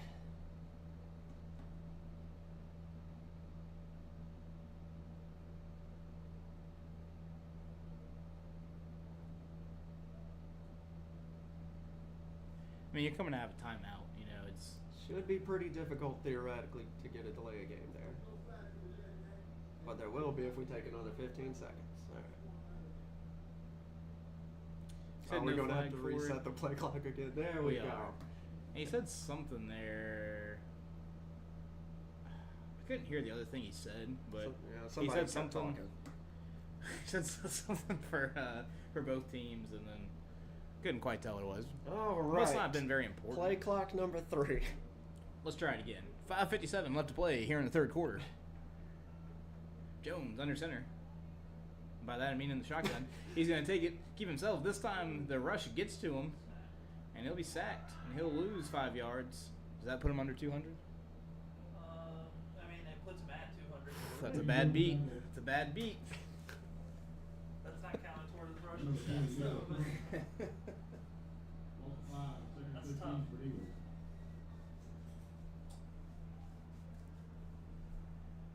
We can cut the AC up if you, it's okay. The person who, It's a little chilly. the person who likes it ice cold in here is now. That checks out. It does get, once that sun goes down, you know, it almost gets cold in here. Jones fakes it to Whitehead on the end around. He keeps it himself, gets to the near sideline. He'll Wisely. step out of it. Yeah, you know, I don't hate it. You know, we talk about he likes to lower his shoulder. He likes to get that contact, get that extra yard. I'm not mad at him. He hit that full 90 to get out. Yeah, and how many rushes is he at now? Like total rushes? 30. He's at 30 attempts. You know, I mean, you can only get hit so many times one night before you're like, okay, I have no more body left to bruise. Why's the clock running? He went out of bounds. Because reasons. Heard that. Incredible. Madden rules. Yeah, it's in Madden. Not always. 3rd and 1 in our formation. This time, Jones on the end around, he'll give it. Ooh, breaks a tackle. He's up to the 50-yard line. He'll gain 9 on the play. Go. Whitehead comes up with a little bit of a limp. And we have number 10 for the Eagles checking into the game. That is Jamal Murphy in his return to the lineup. So Murphy is actually one of the starting running backs from last year. Got a lot of action last year. Had a lower leg injury, put him out for the rest of the season. He has still been rehabbing early into this season, and this is his return to the field tonight. Very good to see him back. Not the conditions he probably wanted to come back in on after. And this is his first touch. Ooh, leading traffic, makes a man He did block not for miss him. a step in that time. Woo, almost broke it. Good vision there by Murphy. And he's about good 20. for from the 48 all the way up to the 32. Numbers. Jamal Murphy on the carry. Official timeout for injury. 60. You say 60? 16. I was like, oh, I'm not great at math. Got a couple shaking up Eagles on the play. shaking up players. One for the Cougars and one for the Eagles, and it is Murphy. And that's unfortunate. You know, it was, like I said, come back into the game, coming back playing full speed. Hoping it's just a little bit of a cramp. Icarus Murphy. Flying too close to the sun.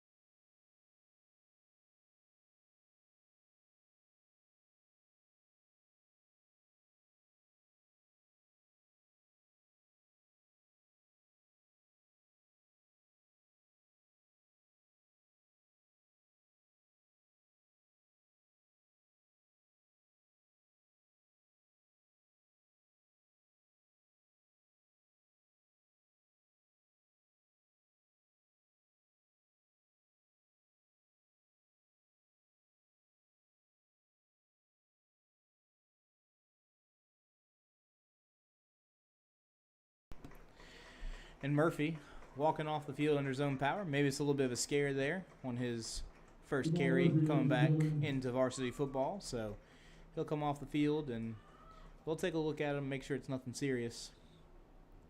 You can see his Eagle teammates there comforting him after he gave the Eagles that big spark here on offense here in the third quarter. Each step he's taken is looking a little better. Yeah, not seeing much of a limp. He seems a little upset. He's definitely nervous. He's definitely worried. So they do have the medical staff down here taking a look at him. We have our physical therapists here, as well as the athletic trainers.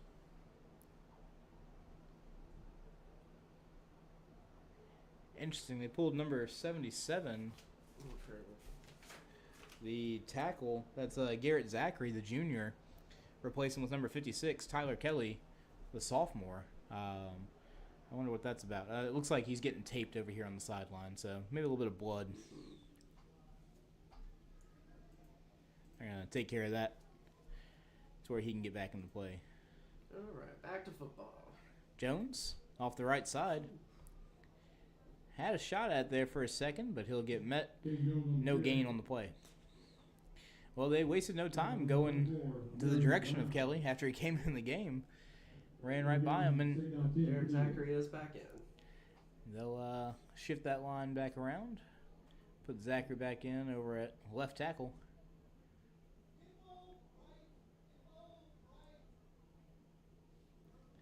Well, I got a feeling I know the play call. I don't know what it means, but I did hear it. Okay. Surprising. It's the first time we heard it today. Yeah, it got quiet up here. Well, the AC's not going anymore. Knew something was just like a little different in here. Yeah, they're not using the play clock anymore, so they just will take all the time in the world. I got so used to that background noise that it's weird without it. Oof. Not much going for him. So going the wrong way on that one. Jones will lose about 5.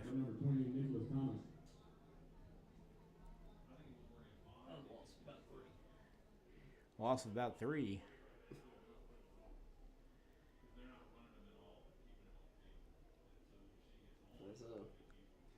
Not the field position you want to be in on third down with not much of a passing attack. So hopefully we can get a decent gain here and maybe get us into field goal range.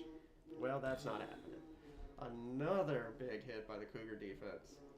Yeah, this time they get straight up the middle. What started off as a good one, and we're sitting in punt team. Okay. I was hopeful, but I was looking forward to the 55-yard field goal attempt. So Schultz coming to punt. Still plenty of ball left to play. Plenty of time left on the clock. Eagles going to take the smart move here, and they are going to punt away. Definitely never want to be punting on the opponent 40, but it is probably the best call here.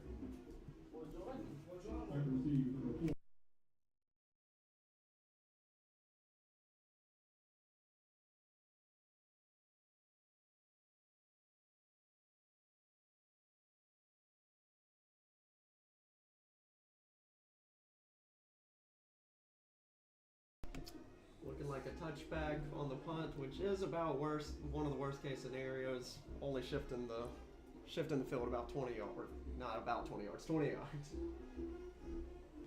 Yeah, not ideal, but at the end of the day, still the correct choice, right?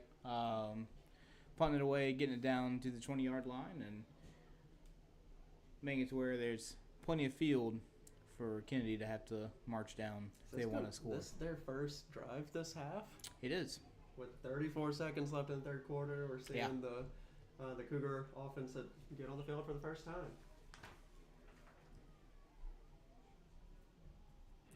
This one, it's going to be a run to the near sideline. A little bit of running room. He gets up to the 35-yard line. It's going to be a gain of 15 on first down. Both of these squads should be fully rested at this point. On the carry, forced out of bounds by number 3, Jace Griffin, and number 39, Lane Billings. First and 10 for the Cougars.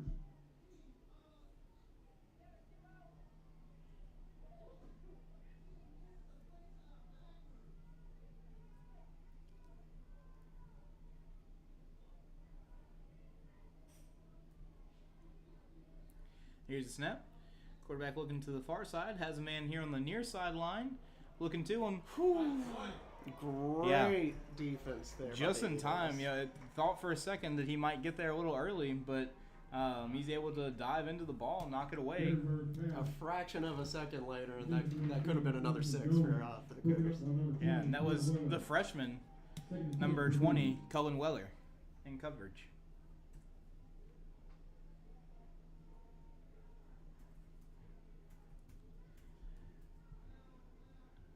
Good play there by the freshman.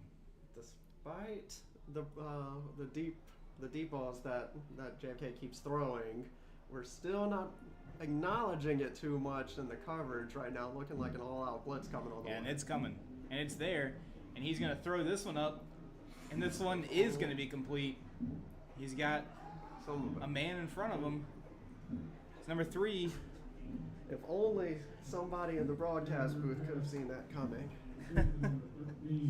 So they take a shot there down the field in man coverage, and they are able to convert. I think we've seen enough times tonight that their receivers probably got a foot, got a step on. Yeah. On our defense. They got to have some help back because this has happened multiple times. Right. We had only barely gotten away the play before. And on that one, the pressure got there very quickly, and it was in his face and hit him as he threw it. Just heck of a throw, heck of a catch. It was. Yeah, can't take that away from them, of course. Yeah. But schematically, I do agree. Think that might need to have a safety sitting over the top looking for those deep routes.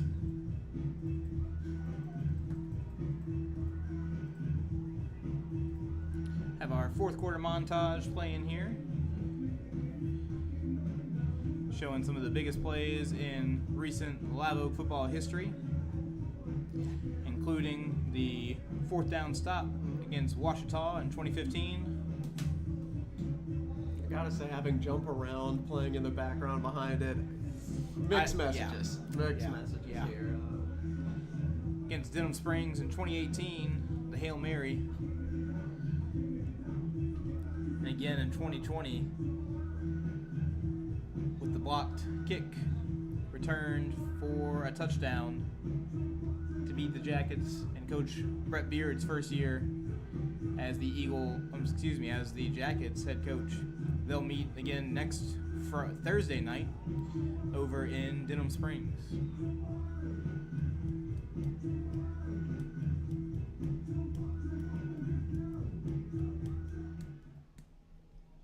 So, fourth quarter, 12 minutes left to play. Live Oak currently trails 12-7. Kennedy just completing a big completion. Now has the ball. Good news for us that there's not much room to throw it deep. Oh, and this time he's going to be sacked. I had to slow down what I was saying there because it looked like they were going to try to find a way to throw it deep. Big play by number 18, Billy Edmondson.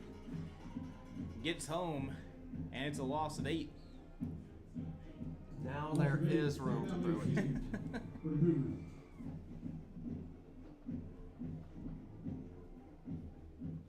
Does look like our defense is acknowledging that deep Yeah. threat now a little bit more with two safeties back. Yeah, it does look like you have Peterson and Bourne back deep. Here's snap. Quarterback looking to the far side. Stepping up in the pocket. Has the rush coming.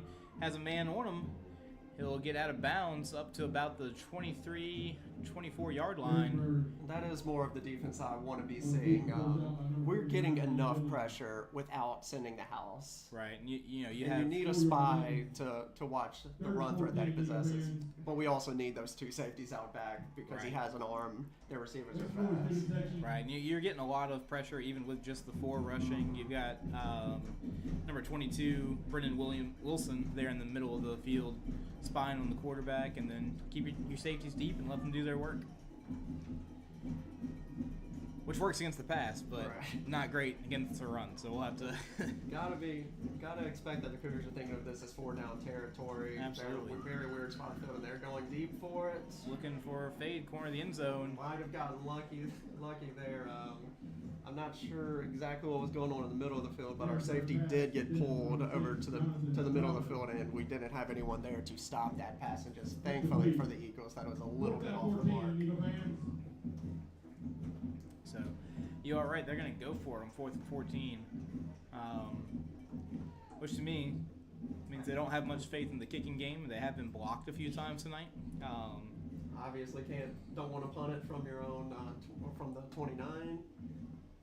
I pray that our safeties stay where they need to. They have to be thinking the deep ball. I don't see them trying to just get to the 10-yard line on this play. Yeah. 5 receiver set. They're sending them all. Rush is coming. He steps up in the pocket. He has some room. He's going to chunk it towards the end zone. Has a man standing alone in the end zone. Much earlier in this broadcast, I forgot a word. And that word was discipline defense, which we were doing. Our coverage has been not disciplined. Yeah. Undisciplined, some would say. Yeah, so he just kind of snuck back in between the defensive backs, found a corner of the end zone, and it's enough for a Kennedy touchdown. Complete to number 11, Ronald White, for the touchdown.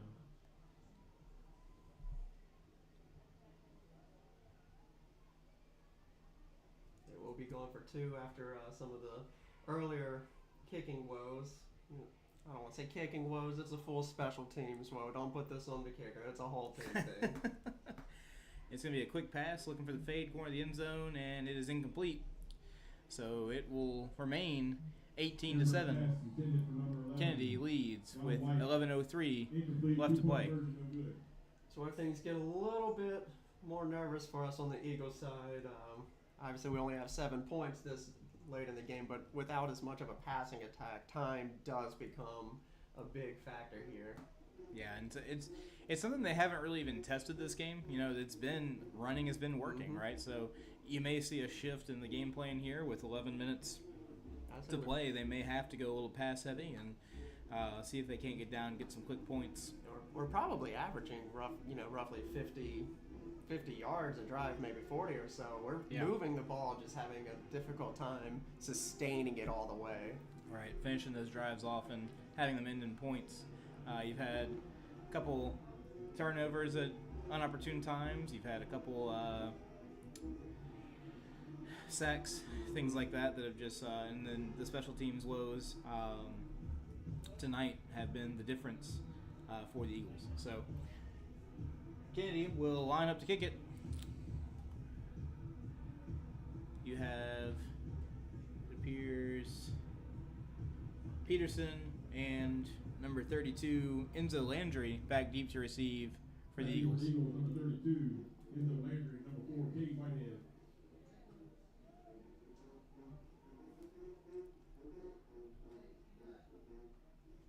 I was really confused where I heard just the one trumpet coming from. What is that? That's gotten a little bit quieter in Eagle Stadium. Yeah, absolutely. I mean, that last touchdown definitely took some of the energy out, and you're right. We're going to have to find a way to change that. So this kickoff, taken at the 20-yard line. Looking for room to run. Doesn't find much. That was number 11, Marcus Mack. And he'll be tackled at the 25-yard line. Always happy to see, most of the time you're not expecting to catch the ball there, but he looked very poised and was able to do his job very effectively. Yeah, and he's one they've had back before. He plays wide receiver. He gets some action out there. He's actually in on offense right now, but he's one that you'll see him be the deep man every now and then. So they tend to rotate those guys, give everybody a little opportunity.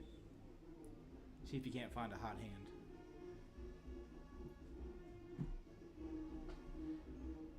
On first down, it is a swing pass out to the far side. Caught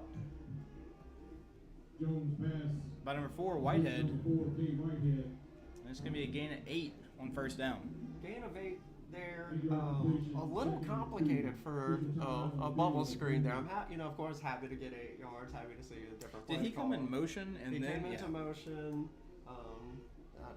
and then Caden Jones turned, was able to give him the little bubble screen. Just like a little bit too many moving parts for a simple play, but hey, 8 yards, won't complain there. Can't complain with the results. RPO action. Little So RPO. Whitehead does come up limping again, and he'll come out. And number 2, Brendan Empson, will take over. Give me a sec. What's up? Oh, he already left. What? Yeah. He said his piece at halftime and then what?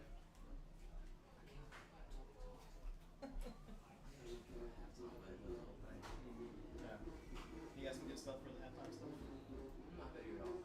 Awesome. Thank you, man. Appreciate it.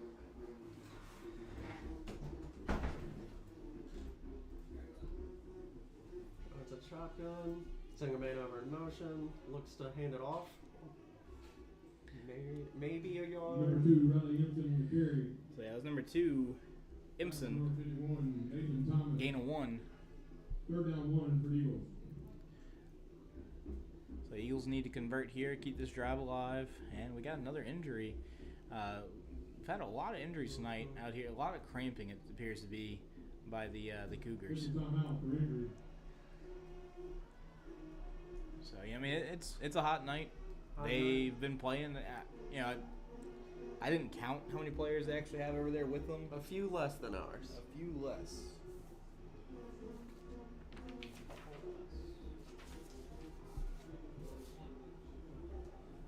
But the length of the game definitely coming into play here for the Cougars here in this fourth quarter. You'd like to see our running attack really be able to explode at this point. Right. Seeing that they don't have the numbers that we do, so that fatigue should be playing a lot more factor on that end. But then again, when your number 1 rusher is rated 35 times, right? 35 yet? 33 times. I think that is why we're seeing a little bit more sweeps and bubbles right now. Yeah, absolutely. Yeah, I think that's the right call. Trying to protect him even from himself a little bit, So 3rd and 1 for the Eagles. Empty backfield. Slowing things down a little bit. Checking the play at the line of scrimmage.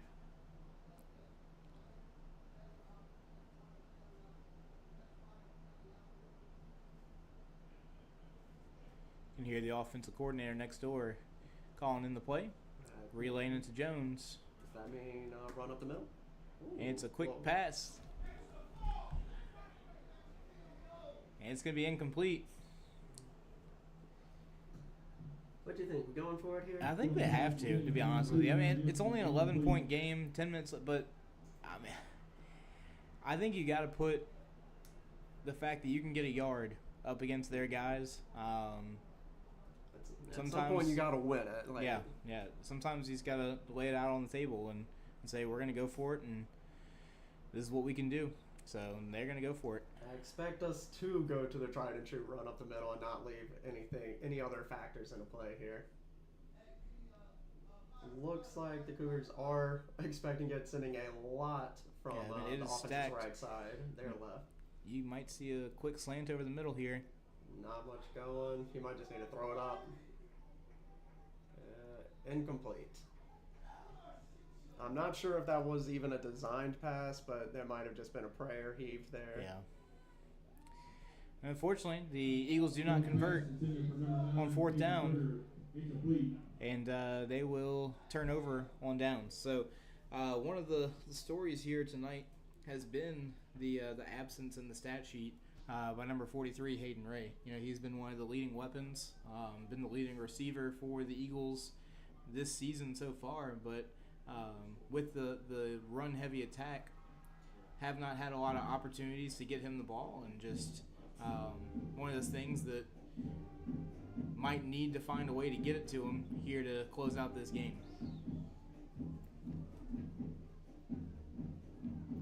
Run up the middle, bulldozing his way for a gain of about 9, almost 10.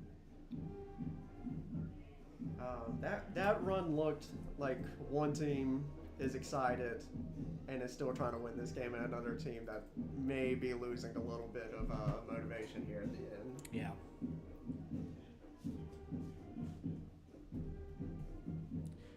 Like I said, 9 minutes left to play. Defense makes a stop. You're still in this game, you know, but you've got to lock down here, and you got to ask a lot of this defense one more time here tonight. Man in motion. Quick handoff behind the line of scrimmage, and this one looked like it was going to lose yardage, but may instead get back to the line of scrimmage. Yep, still barely short of the first down.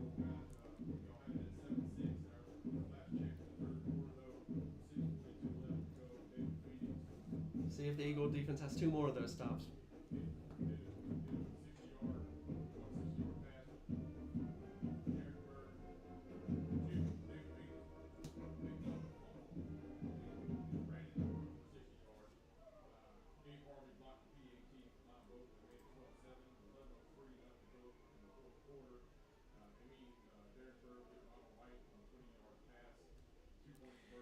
And he'll hand it off up the middle, and he's met at the line of scrimmage again, breaking the tackle, but reinforcements show up, and they're going to drag him down for a loss of 2 on that one. I think about 9 or 10 Eagle defenders were in on that tackle there. Incredible effort by the Cougar running back there. But very, very happy to see the defense swarm in like that. Well, you know, one of the first players there at contact was a Trammell. Yeah, one of the 2M, 2Ls. Huh? That's right. One of the ones who knows how to spell it right. Hey, my family is efficient. We don't need all these. The joke there for viewers at home is my name is spelled with 1 M, 1 L. Not much of a joke. And they're going to keep it. It's going to pitch out to the far side. Oh, and it's no good. That's a big stop by this Eagle defense. Who is that running in there? I think it was number 3 is the most fired up. Very, very impressed by the Eagle defense there. That was the first time tonight that I've seen a speed option ran by JFK. And still, we were disciplined again. Right. Everyone stayed with their man and laid a huge hit. Yeah, I think that was defensive end 48, Gabe Harvey, out there on the far side, as well as number 3, Jace Griffin. And they just told him no. Defense has bought the offense another chance here. 7:41 left to go, trailing by 11. Jones takes back over. This time he has some protection with him in the backfield with Moyer.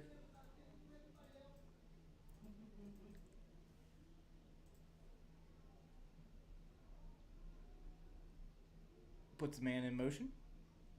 Fakes the handoff. Oof. Looked like he had plenty of room here at the near sideline, but he's wrapped up. That might have hit the turf a little there, too. And he drove into the turf after a gain of 1. Looked like a hole was opening up there. Yeah, I mean, I thought he was going to be a big gain, and linebackers able to make the play.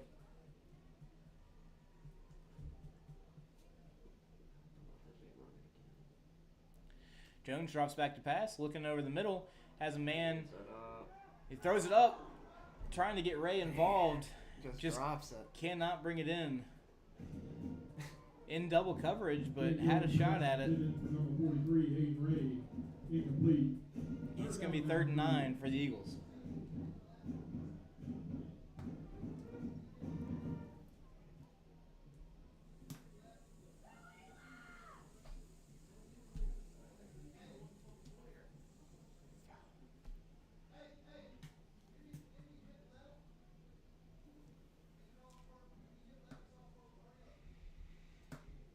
So the yellow jerseys.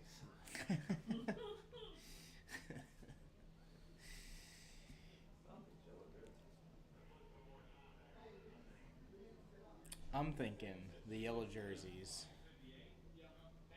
maybe yellow. That's a bold statement. I think they would look better with the white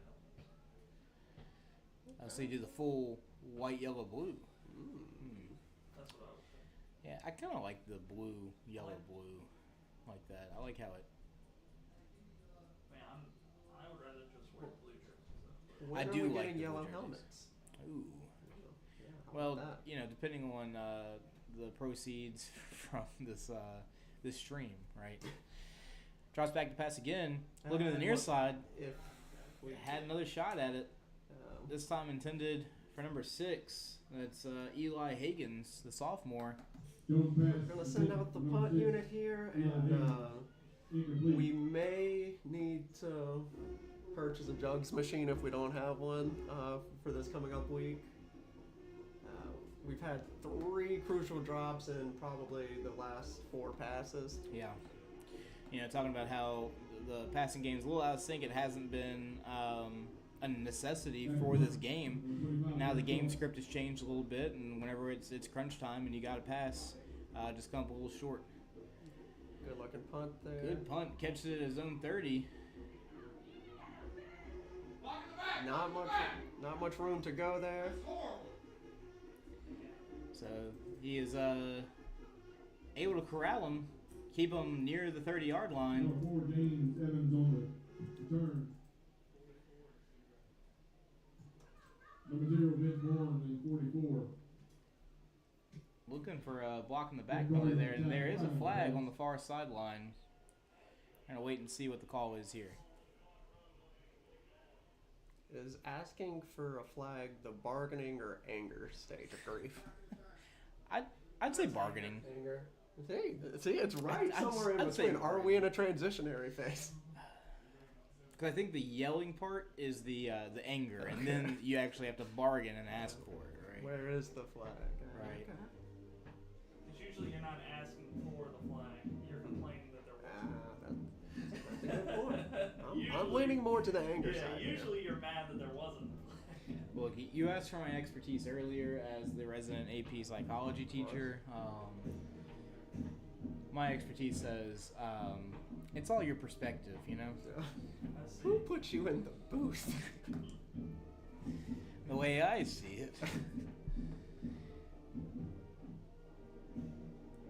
Woo! I mean, Yeah, it's a sack. does it really matter what happens in this game? It's all a simulation That's anyways. right. Well, it's all scripted, so I mean, I could just flip ahead to the next page. We can find out how this ends. So, 48, Gabe Harvey comes up with the sack there. Loss of about 8. Lost 6. 6. Just about 8. I mean, yeah. It's a Schrodinger's football game. If I just block it, That's I can't right. see it. Is there a football game happening or not? There is both a game and no game This is timeout for hydration. that you just lost. 6 minutes left to go here in the game. Lavo Sports Medicine would like to thank Rock Orthopedic Clinic, Our Lady of Lake, and Keep Performance.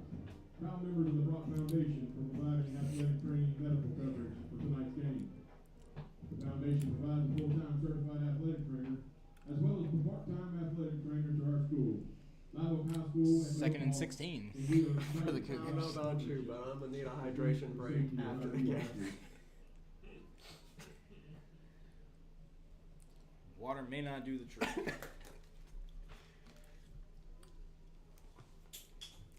Live Oak Eagles football brought to you by Coconut Willie's.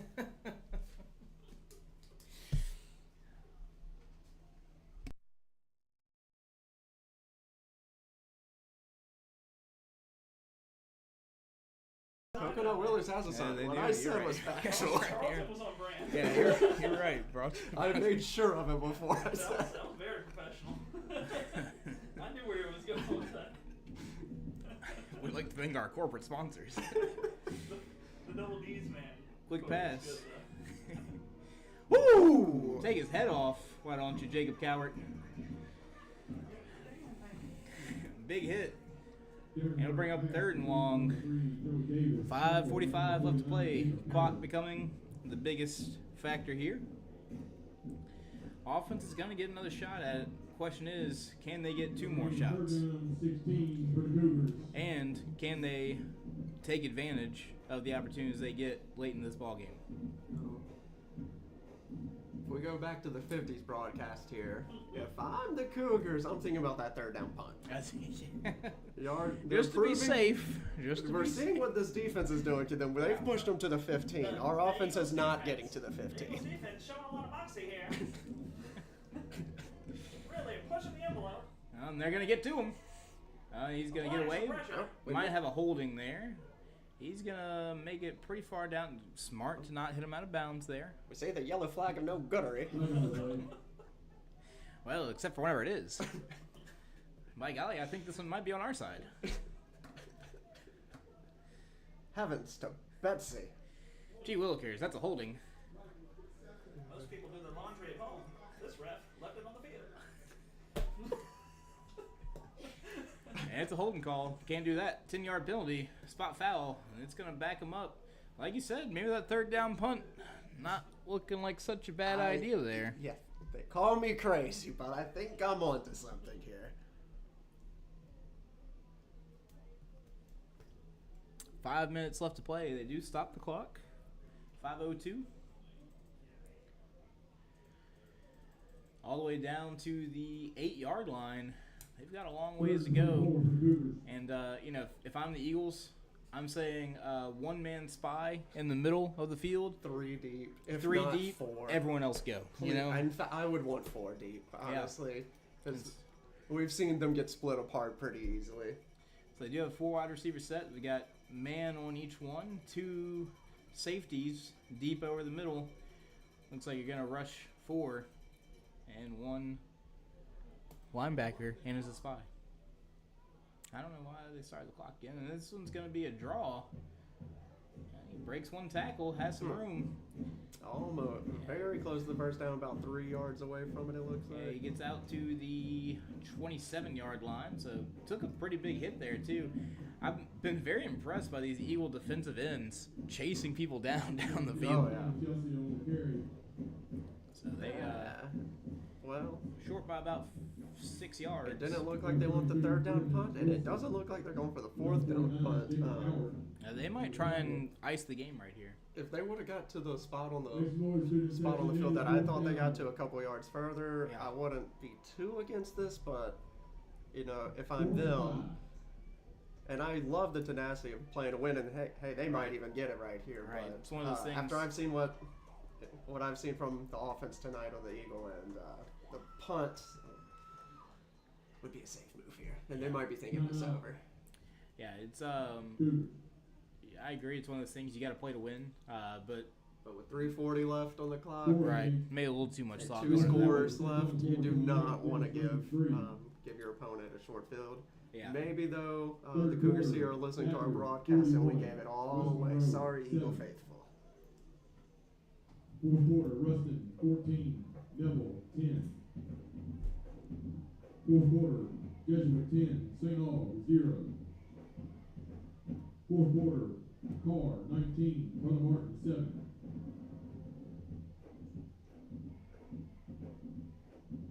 Score prediction was almost right. Yeah. Wasn't specific enough, I guess. Did call the 11-point game.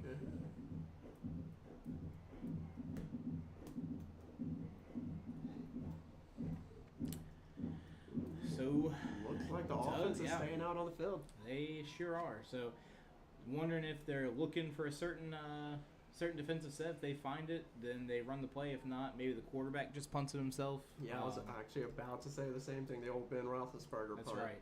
Right. All right, Eagle fans, fourth down. I forgot. That he was a used to- thing. Yeah. Yeah. Classic. Classic Big Ben. Yeah, it looks like they're shifting. Oh, they're just shifting This the is whole some- formation. Wow. That's a new one. What kind of bamboozling act is this? The Cougars with some trickery. Can they even do that? Where's the flags? Who has 20 men on their team? That's a very Yep. interesting move Yeah. by the Cougars. Maybe they're hoping they can pin the Eagles even further back if they don't have a return man back. Right. Very risky on their part though, because that very well could have led to a block from the But Eagles. also, at that point, you still have to allow the Eagles to make substitutions That's also whenever you make true. a quick thing like Yeah. that. So I mean, at the end of the day, you're not really going to catch them sleeping, but you might catch the return man maybe a little uneasy. He hasn't hyped himself up, psyched himself up to be able to make that return. So, Redefining the audible. end of the day, Eagles have it, 40-yard line. Jones takes a snap, and we are passing. Looking, does get Ray involved, makes his first catch of the night, and it's good for 4 yards, but he's still in bounds. The Eagles need to hurry up here. Jones pass complete, number 43, Hayden Gray. Gain of 3, second down 7.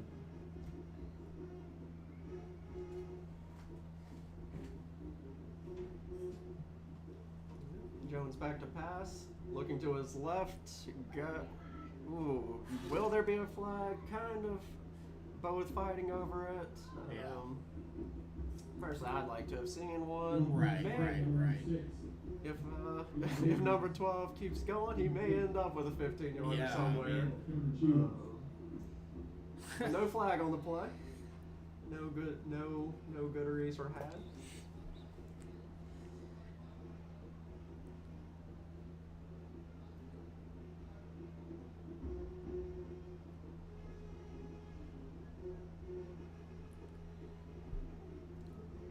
Third and about 7. Jones back in shotgun. Encroachment. Hoping so. Alright. That'd be a gift. And a gift we have received. Flag on play.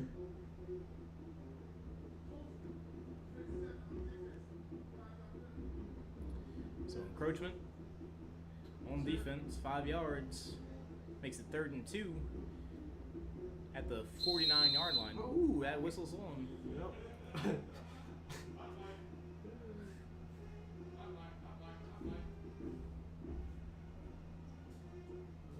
Penalty pushes it to 3rd and 2. Here's the snap. Jones keeps it, fakes it to Ray. The ball is out. I don't know if they're going to call it a fumble or they're going to call him down. Okay. Calling it down. I was like, that doesn't seem Seems a like little a late. like a fumble. On the carry. Right? But number 12 wouldn't know it. He's still dancing. That's enough for an Eagle, first down. Kinda respect He's it. celebrating. He's not even paying attention. Oh, I'm sorry. Is that? Yeah, that's 12. No, it's 17 now. No, it's 12. Their numbers are confusing on those jerseys. Yeah, they are. I don't even think he knows what position he's playing right now. He's just walking around. He's just happy to be here. He's playing 5 receiver right now. Jones rolls to the near side, looking for Smart. Falls incomplete.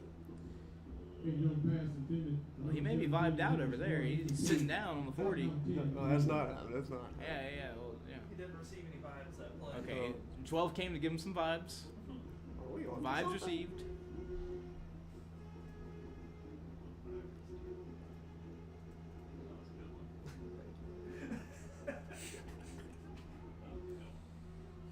Yeah, no one's really hyping you up right now, but just know that was good. Heavy pressure. Jones was able to get it away. Yeah, just had to kind of throw that one up with the man coming free off the right side, and it's incomplete. Looks like it'll be the last chance for the Eagles here. 2.5 minutes left. This is 4th down. It's 3rd down. Oh, 3rd down. Okay. They just were very quick on. That on man that gets he's on his game over there. I respect him.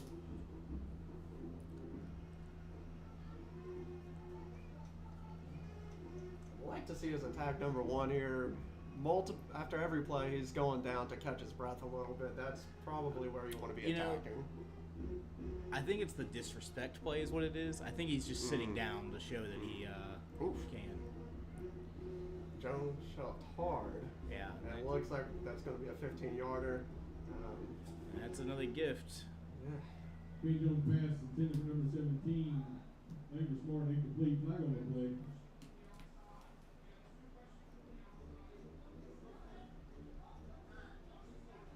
That's going to keep the drive going. Yeah, so that's a penalty. And it doesn't matter how you get the yards. So, defensive coordinator over here, Cash Littlefield, pulling the defense in, having a word with them. At the end of the day, if this drive does end in points, it's still going to come down to the defense having to get another stop. So he's getting over there, pulling his players together, and talking with them about what's at stake here.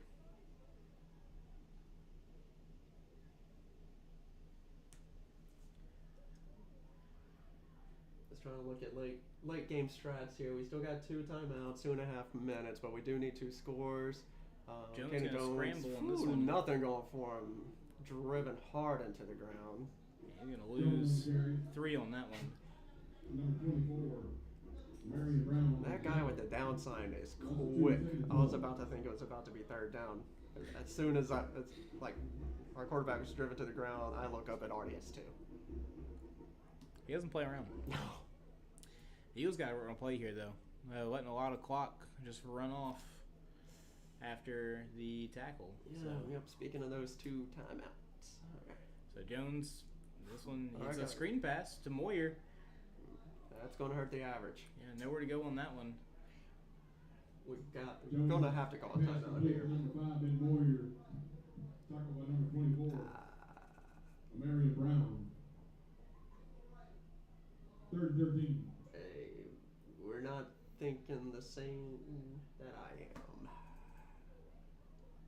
Tick, tick, tick, tick, tick, tick. Alright, we've lost a good minute and 10 seconds as of now on the last 2 plays. Half the game that was left. So Jones looking deep over the field. Then it's going to be batted down, intended for Ray. Lots of men around. No shot at that one. It's going to bring up 4th down. 1:12 left to play here in the game. This is, of course, hindsight talking. I was thinking before all this is we really just needed to try to get up to the 15, 20-yard line, even if it was 1st, 2nd down, try to get a field goal in so that we could maintain some clock and then make it an 8-point game. Not looking like we'll have too much time to do that. If we get a 1st down here, I'd be trying to get the field goal unit out quick if we're able to get this 1st down. Yeah, I told you they were responsible.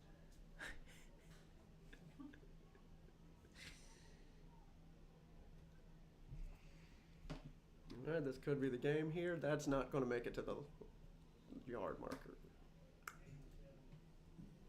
Jones pass intended for number 87, Jake Landry, incomplete. We're really waiting for you to get that soundboard so we could hit that.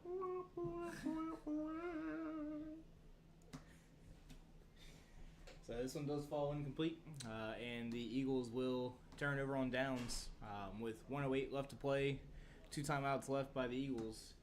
Yeah, I think this one is pretty much over. Sorry, I have to deal with pain with humor. It's the only thing I got left. I understand.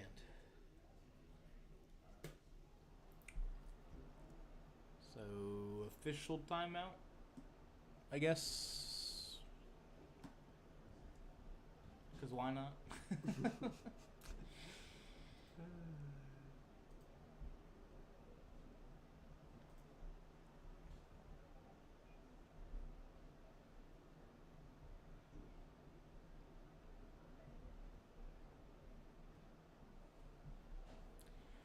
You can see some of the frustrations down here on the Eagle sideline. You got a couple of players upset down here, and rightfully so. It's a game that was well within reach for most of the game.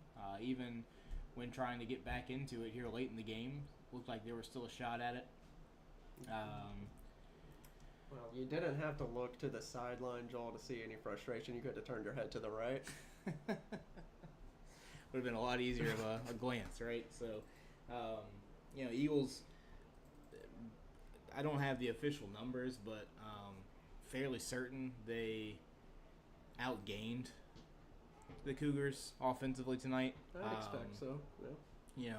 Defensively they let up 2 touchdowns, one coming on a late Hail Mary to end the first half, and then the second one, another deep pass on a 4th and 15, right? So just 2 busted plays and a defensive score. The difference here in this one, Eagles not able to get back into it, not able to convert on special teams for the field goals tonight, as well as not able to finish drives. Getting down into the red zone, getting down past the 40-yard line into Cougar territory, and just not being able to finish off those drives. So Eagles will look to shake this one off, right? Look forward to next week, where they will be at Denham Springs to open up district play. They'll go into that game at 2-2, and we will be looking forward to traveling over for that rivalry game at Denham Springs High School. So, Trevor, you got any other stats or anything for us for tonight? Caden Jones, 36 attempts, 214 yards on the ground for an average of 5.94 yards per carry. And when saying that, right, you're talking about over 200 yards rushing for Caden Jones. Last week was the same story, and the Eagles went for 54 points, 56 points, whatever it was. So, big difference here tonight, just not being able to finish those drives. So, very similar results on the runs, just not able to finish it off, and it ends in a loss on this one. Yeah, he counted those yards on the ground, accounted for most of the offense. There were 264 total yards of offense. Yeah. So, the 214 yards of yards on the ground was pretty considerable amount of the offense. Yeah, so it looks like, heading into next week, Eagles got to find a way to get some other playmakers involved. Got to find a way to get them the ball, get them a chance to run it, because if you don't, you're going to see kind of similar to what happened tonight. Caden Jones starting to break down towards the end of the game, getting tired after taking all those hits. There's just no way to send somebody to run the ball 35 times and expect them to throw the ball. Like there has to be someone. I assume there's someone else on this team. This is a big enough roster that somebody else can run the ball. Yeah. There's no way that a school this size can't. Moyer got the other his touchdown tonight. So yeah. 1 touchdown on the night from Jones to Moyer connection. Mm-hmm. So that was a good pass, and but yeah, I'd like to see Murphy get some more touches. I know tonight he had that scare, so they probably took him out. Hoping he'll be good next week. I did see him, I believe, in a boot, which is good because it's not the knee. That's what that tells me. So, So, end of the day, Eagles have to live with this one. It's in the record book. It's on this record, on the schedule. So, got to decide how they handle this one moving forward. Still 5 games left to play this season, going into district play. We'll be back next Thursday at Denham, 7 o'clock, for the Battle of Highway 16. So thank you for joining us. I'm Joel Harrison. I'm Charlton Trammell. And I'm Trevor O'Neill. And we will see you next week. See you next week. Have a great night, and go Eagles. Go Eagles.